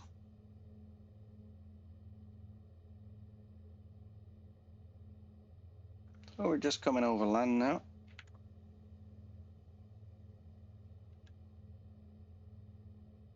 And we're going to have Bournemouth, should just be over here. No, there we are. That's a better view actually, Stu. So let's save that view just there. 3. And then 6, 2, 1. Yep, perfect. And 2, lovely. Setting up your custom views in any new aircraft on UGET is always, Track IR works great. I do have Track IR, but it's still not the same. Let's look at this scenery. Stevie Wonder time. Isn't she lovely? It is absolutely spot on. Skate 16 with 0509, runway 07, clear to land. Runway 07, Skate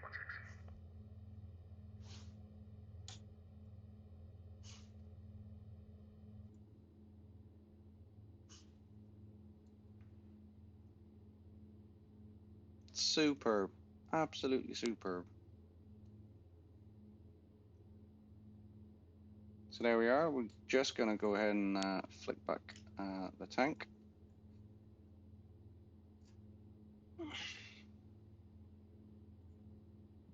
You can set these up to switches. I haven't had a chance to do that just yet. I was too busy sorting out the other stuff. Flaps are closed. Cowl flap is closed. And fans are on. And we're still pulling in from external air. We're not recirculating anything at the minute.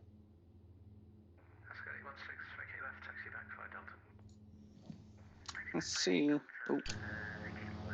He should have an oxygen mask on. Yeah, there you go. Oxygen masks are applied. How cool is that? Don't need it at this altitude, but I just wanted to check to see if it did actually incorporate that. It always did in the DA62, but I don't want to make an assumption on this. So it gets tested and checked, and if it works, cracking. So when I tried the fuel transfer the other day, we'll try it again. Once I turned fuel transfer off, it came up here saying fuel transfer warning. I'm still trying to find that system within the AFM, specifically to just be on the safe side that I'm doing it correctly.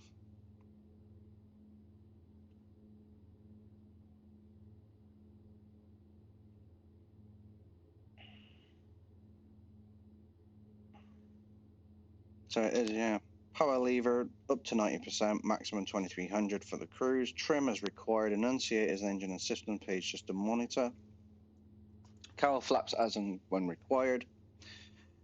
Fuel transition switch, repeat when required. So we'll try that on the next one.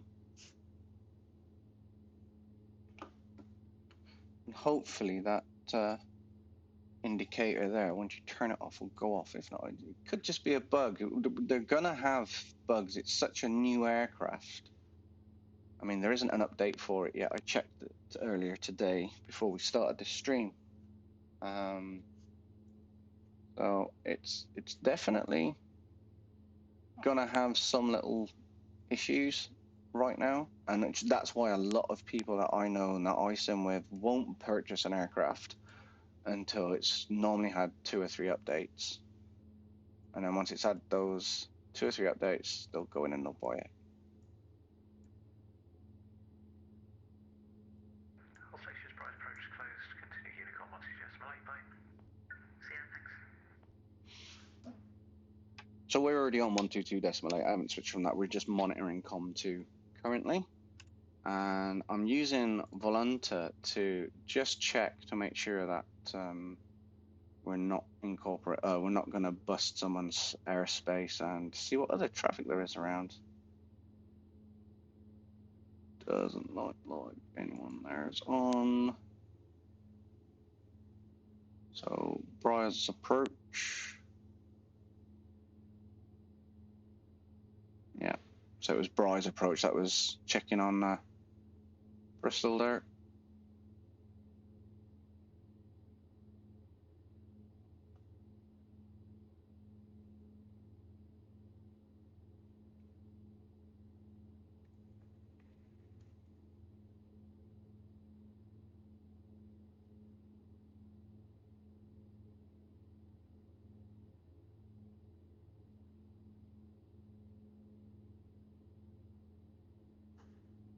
But it truly is. I know Q8 Pod did a review on this, and pretty much throughout the review when I watched it, it was just, this is beautiful, this is beautiful, this is beautiful. And I was just like, okay.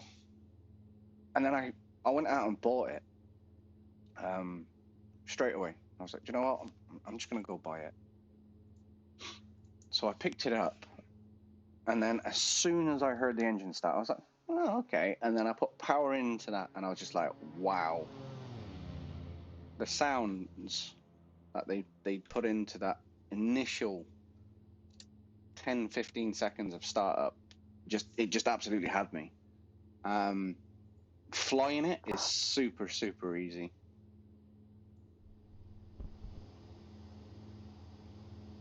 Just listen to that. If I take the headset off, it really opens up the sounds for you.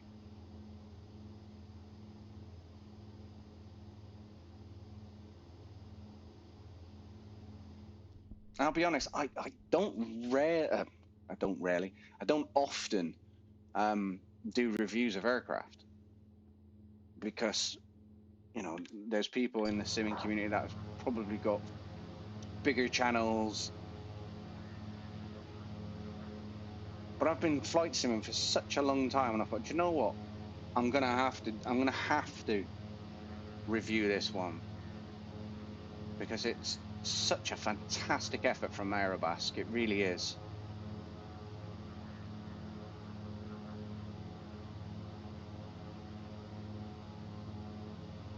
And visually, it's absolutely superb. Absolutely superb visually.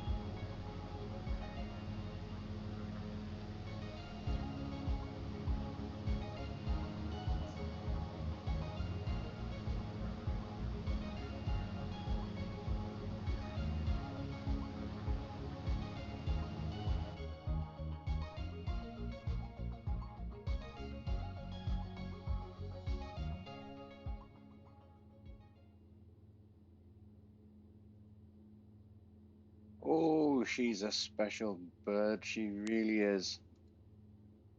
I think this one is going to do really well. I mean, even with Xplane 12 on the horizon, having this in Xplane 12, it's going to be insane. It really is going to be insane.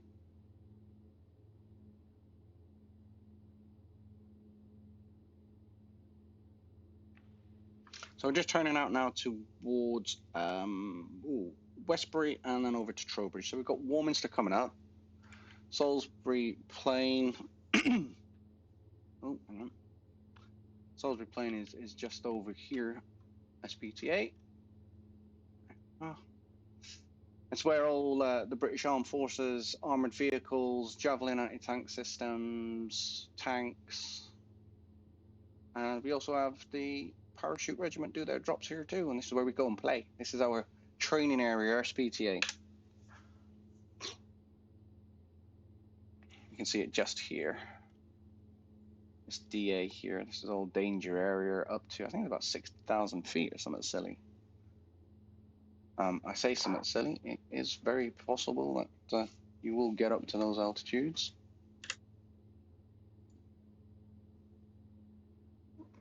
Okay, so it's only London control that's on at the moment. I'm not flying in his airspace. You see that we just had a big update there. So it's definitely Volanta from what I can look at it. The Volanta, which is a flight tracking system and tracks your aircraft flights as well. So I'm going to bring my altitude down now because we need to drop below 4,500. So I'll just do this controlled. We'll see how it manages and monitors. And we'll see what happens. My phone's just going in front of me. But I can't answer it because I'm streaming, folks. So what was I about to do? Right, there we are. So we'll go 3,500. We'll do flight level change. We'll go nose down attitude. So we'll do 150. We'll bring power back to 70%. There we go. Lovely. Everything else is good. We'll just adjust the heading just slightly. What do I want? 359 now. 359.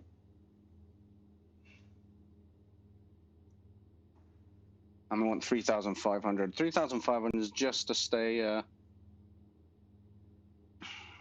Don't need to call Salisbury operations. That's just telling me I need to call Salisbury operations. I don't need to today.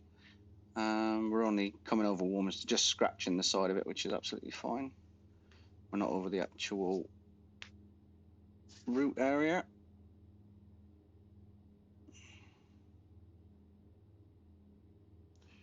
Last time I checked, they don't shoot in the barracks anyway. So Westbury's just off the nose. There she is.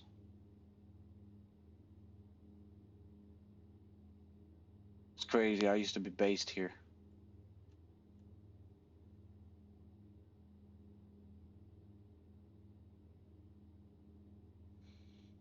Oh, good days. There's Bath over there. So I was based here and I lived over there. Now reside in South Wales. So I know this area pretty well. We want to, we're descending. Okay, we'll VS down now then. So VS, go down at 600 feet here. We'll bring the power back just to maintain the 150 knots. And the reason why we're descending is we've got, we could have asked for a transition, but we've got Bristol CTA coming up, and their CTA from where we are runs at 4,500 to flight level 105. So we need to be below that unless we ask for a transition. So that's just why we're descending, in case any of you certainly thinking, what the hell is he doing?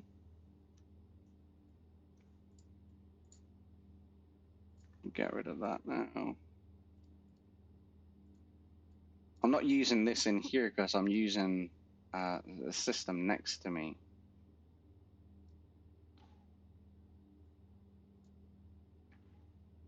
So we're going to be coming in on 08.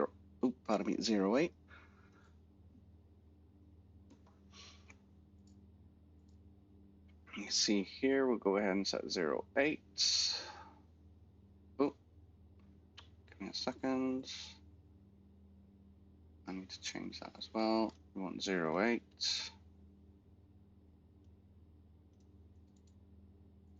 080, and what did I want? Oh, that was it. Come off standard. And we want to go 26. There we are. So Trowbridge is just coming up. And now we're going to turn out towards Chippenham.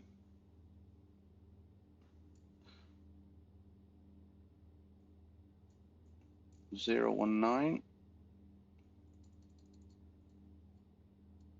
There we are. Oh, there we go. 019 is set. to adjust that fractionally because the weather is changing.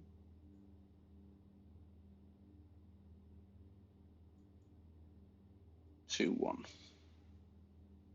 So I'll do 2, 3 for now, see what happens. So we're coming down very, very nice. 4,000 feet.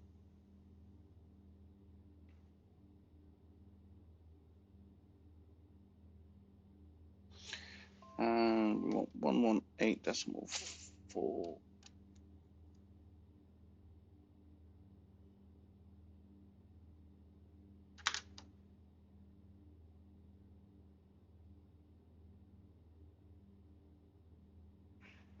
Visual 08. And we're gonna join, I'd probably say, Campbell. Not gonna do a standard overhead, we're just gonna join left base. So 08 and base, so that's fine.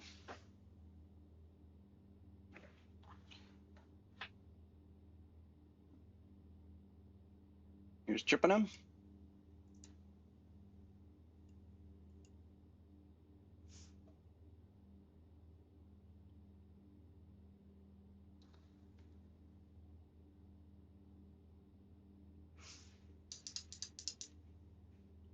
Just to adjust that rudder trim there. There we are. Stay coordinated. And just swirling and picking up a little bit. So I'm just going to go 024.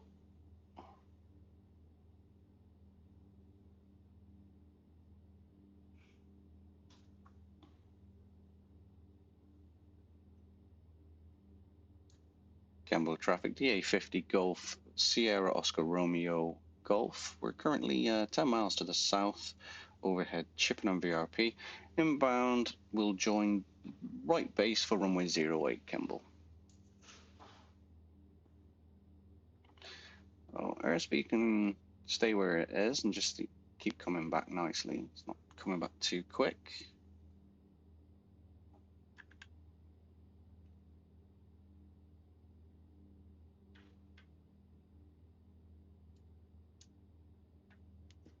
And it's 10 miles to run, so we'll drop down to altitude, pattern altitude. So airfields, Kimball's 4,000, so we'll do 1,000 feet above initially. And I'll take controls in a moment.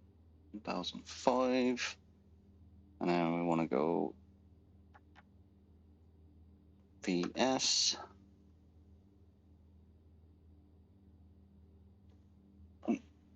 This one, that was VS. There we are. And then we'll bring the power back now to about 50%. Might need to bring it back a bit further. We'll do 40, try 40. 40% looks good.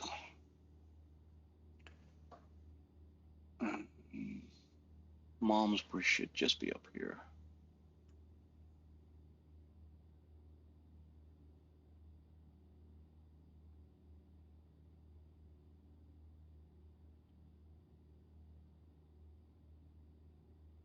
That looks like Holverton,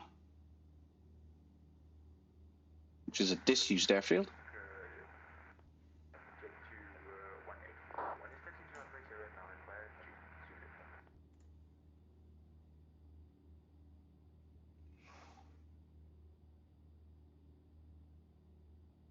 That's Holverton's disused airfield, so that's no longer in use.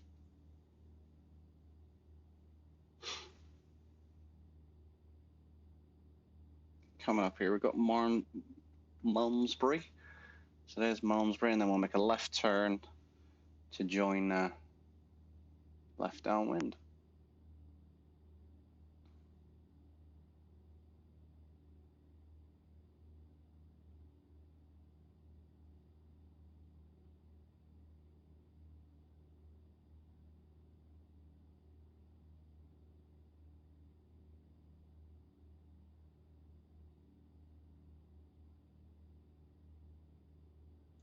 Campbell traffic, Golf Sierra Oscar Romeo Golf. We're 3 miles south Malmesbury, descending 1,500.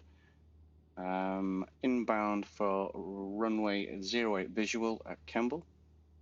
We'll make right base entry, Kemble traffic.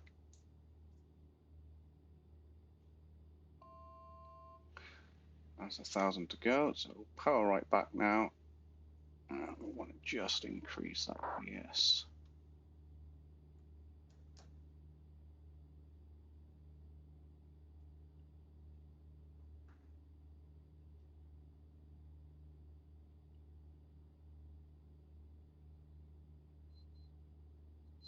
Oh, another watch to tell me I'm just coming on in. All right, there's Kemble Cotswolds. Just off the nose there. And we'll keep descending down to 1,005. Altitude is selected. And then once we've got altitude, I'll go ahead and disconnect. So we're good there.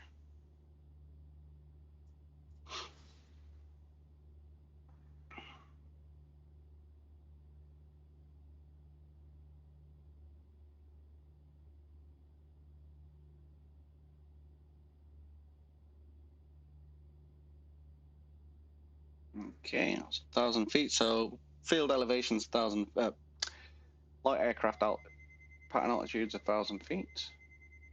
That's going to tell me that the gear is not coming down, but it's just because I'm trying to bleed some of the speed off. There we go. So landing lights can come to on. Keep the power where it is. And we'll just check that off. Autopilot can come to off. And that's fine. And I'd like to keep that on as well if possible. Nav can come to on. I'm pretty sure we got OBS set. Yep, it's fine.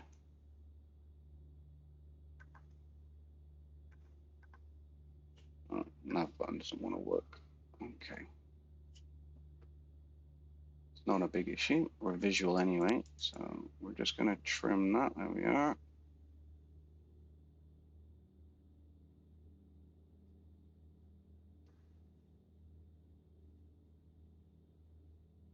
Veer's about 79, so we're good there. Flaps are down. I'm not trying to climb here too much. Oh, good look out the window. So far, so good. No, want to be descending now. I want to descend at around about 400 feet per minute. And we're just going to trim for that. Power, we just want to bring back. Gear can now come down. Let's see, we're nicely here. We can't fly. You see the houses just to my left here? We can't overfly those. There we are. Frames are tanking again. There we go. Load in what you need to load in.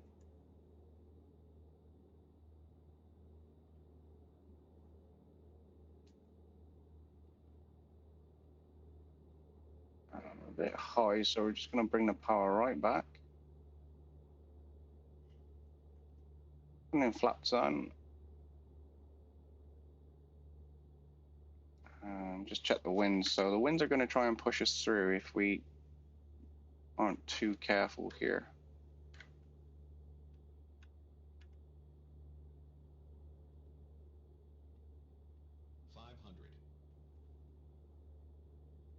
Okay. 79 knots. Roughly what we're going to be looking for. There we are. Looking good.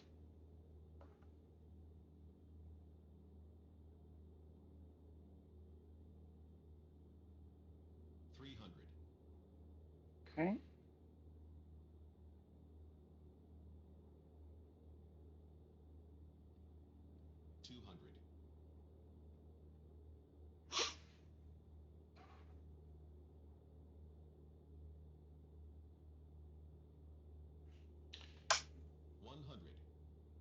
Come on, traffic Golf Sierra Oscar Romeo Golf landing runway 08, Kimball.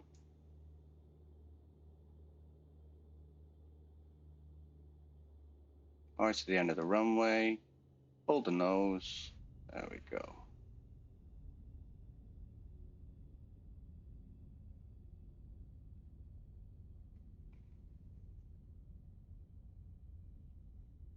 So I'm just gonna do quick back taxi here.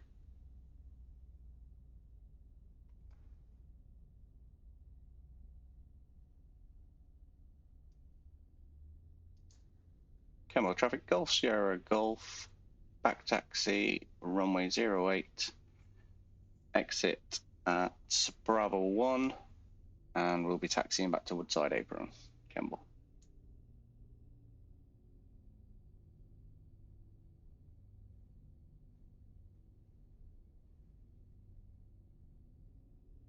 Not sure where all these stutters are coming from, unless it's, I think it's Volante, to be honest. I really do. I never used to get these this bad.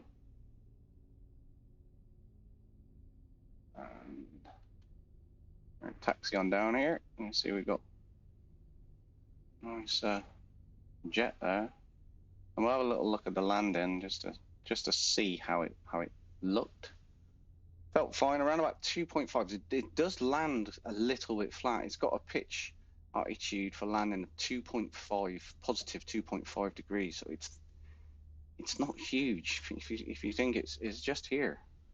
So it does land a little bit flat. Probably a little bit slow in there as well.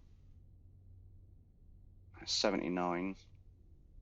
Should have probably have done 79 and a touch more there to be complete fair. So fuel transfer. Now, if I turn this off, yeah, it's not clearing. So that should clear. So, okay.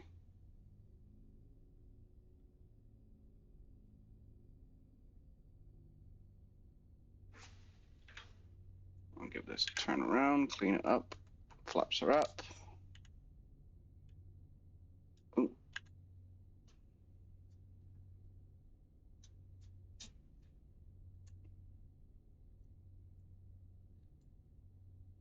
There we are. That should be good. There we go. Ooh. That's something that I think that's an Xplane thing as well. It does that in the SR22. It's just struggles. Flaps, landing lights. Flaps are done. Set. Strobe is set. Parking brake is on. AV master is off. Pitot heat can come to off.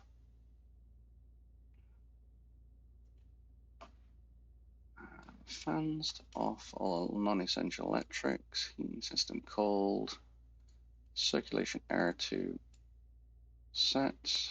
Cowl flaps open. That's all good. Disconnect the headset.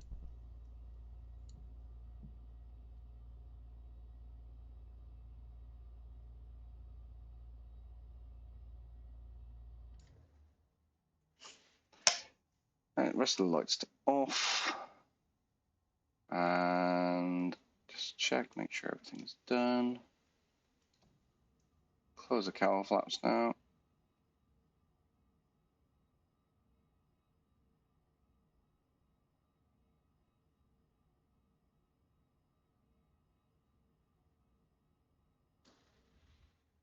Cowl flaps are shut. It's fine. Everything else is all set. And we just go and kill the avionics. Electric master, sorry. And then the alternator 1 and 2. So that's it, guys. Thank you for sticking with me on this. I'm not the world's greatest streamer. I know I'm not. However, this is an absolute peach of an aircraft. It truly is. And I think Aerobask have really knocked it out of the park with this one. And the first time I saw this aircraft, I was absolutely struck by it. It was just like, wow. A lot of people think, it's ugly and I don't know. I would never say that any Diamond aircraft is ugly. They've all got slight quirks, and I think that's mainly because they're Austrian. But they're not ugly. And as a company, they're growing hugely. So fair play to them. Let's have a look at the replay and just see how that actually looked there. I know I went quiet quite quickly. It was mainly because I was looking at something on this side, a message that I'd just been sent from my auntie. Let's have a look. So this is from Boundless, by the way, guys and girls. If you want to have a look at their webpage, feel free to do so. Let's have a look, see how we get on. Let me just end that flight as well on Volanta. Let's see what happens now in a minute. So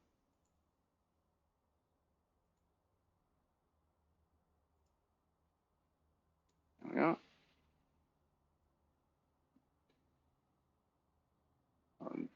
Look, just about right. I'll have a look at the details on Volanta in a second and just see what that came up with. But there we are. There's ground effects. Like just a touch high. A little bit off center, but nothing I'd get too concerned with. Oh, there we are. Let's have a look again. And we'll put it into a view on the plane. Just there, just a touch high. Power out.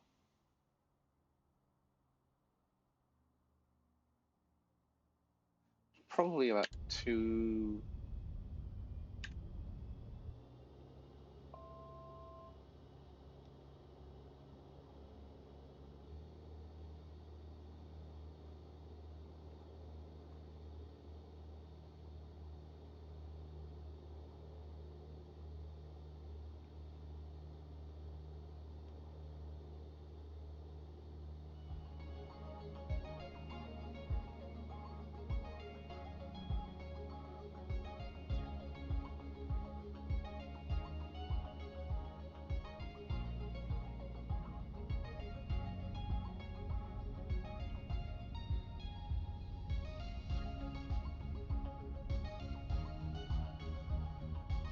That doesn't look too bad. Let's jump into here.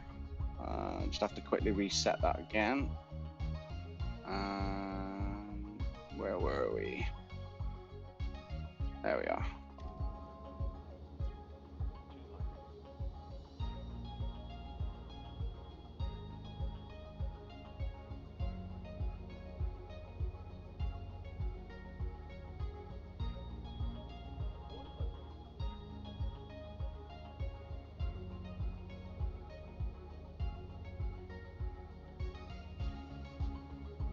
There's 79, 77. Yeah. Ooh, what was that? What did we get there? 150. About 150. Okay, that's not too bad. 150 is quite nice. And what we're looking at here is where I was pitching.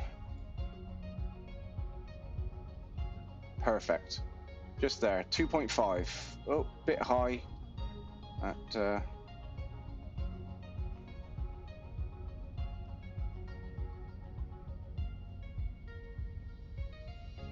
I'll take that. I'll take that quite nicely. I hope you've all enjoyed it. A real good insight into a stunning aircraft.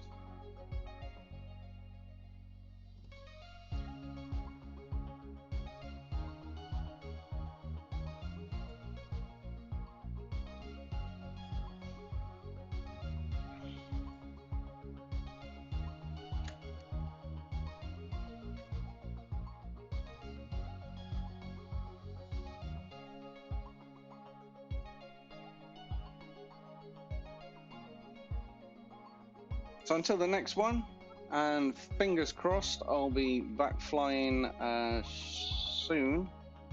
I think it's next month I'm booked in for a good few flights, so just look at that. How stunning is that? Stay safe, everyone. Look after yourselves. I'll catch you on the flip side. Bye.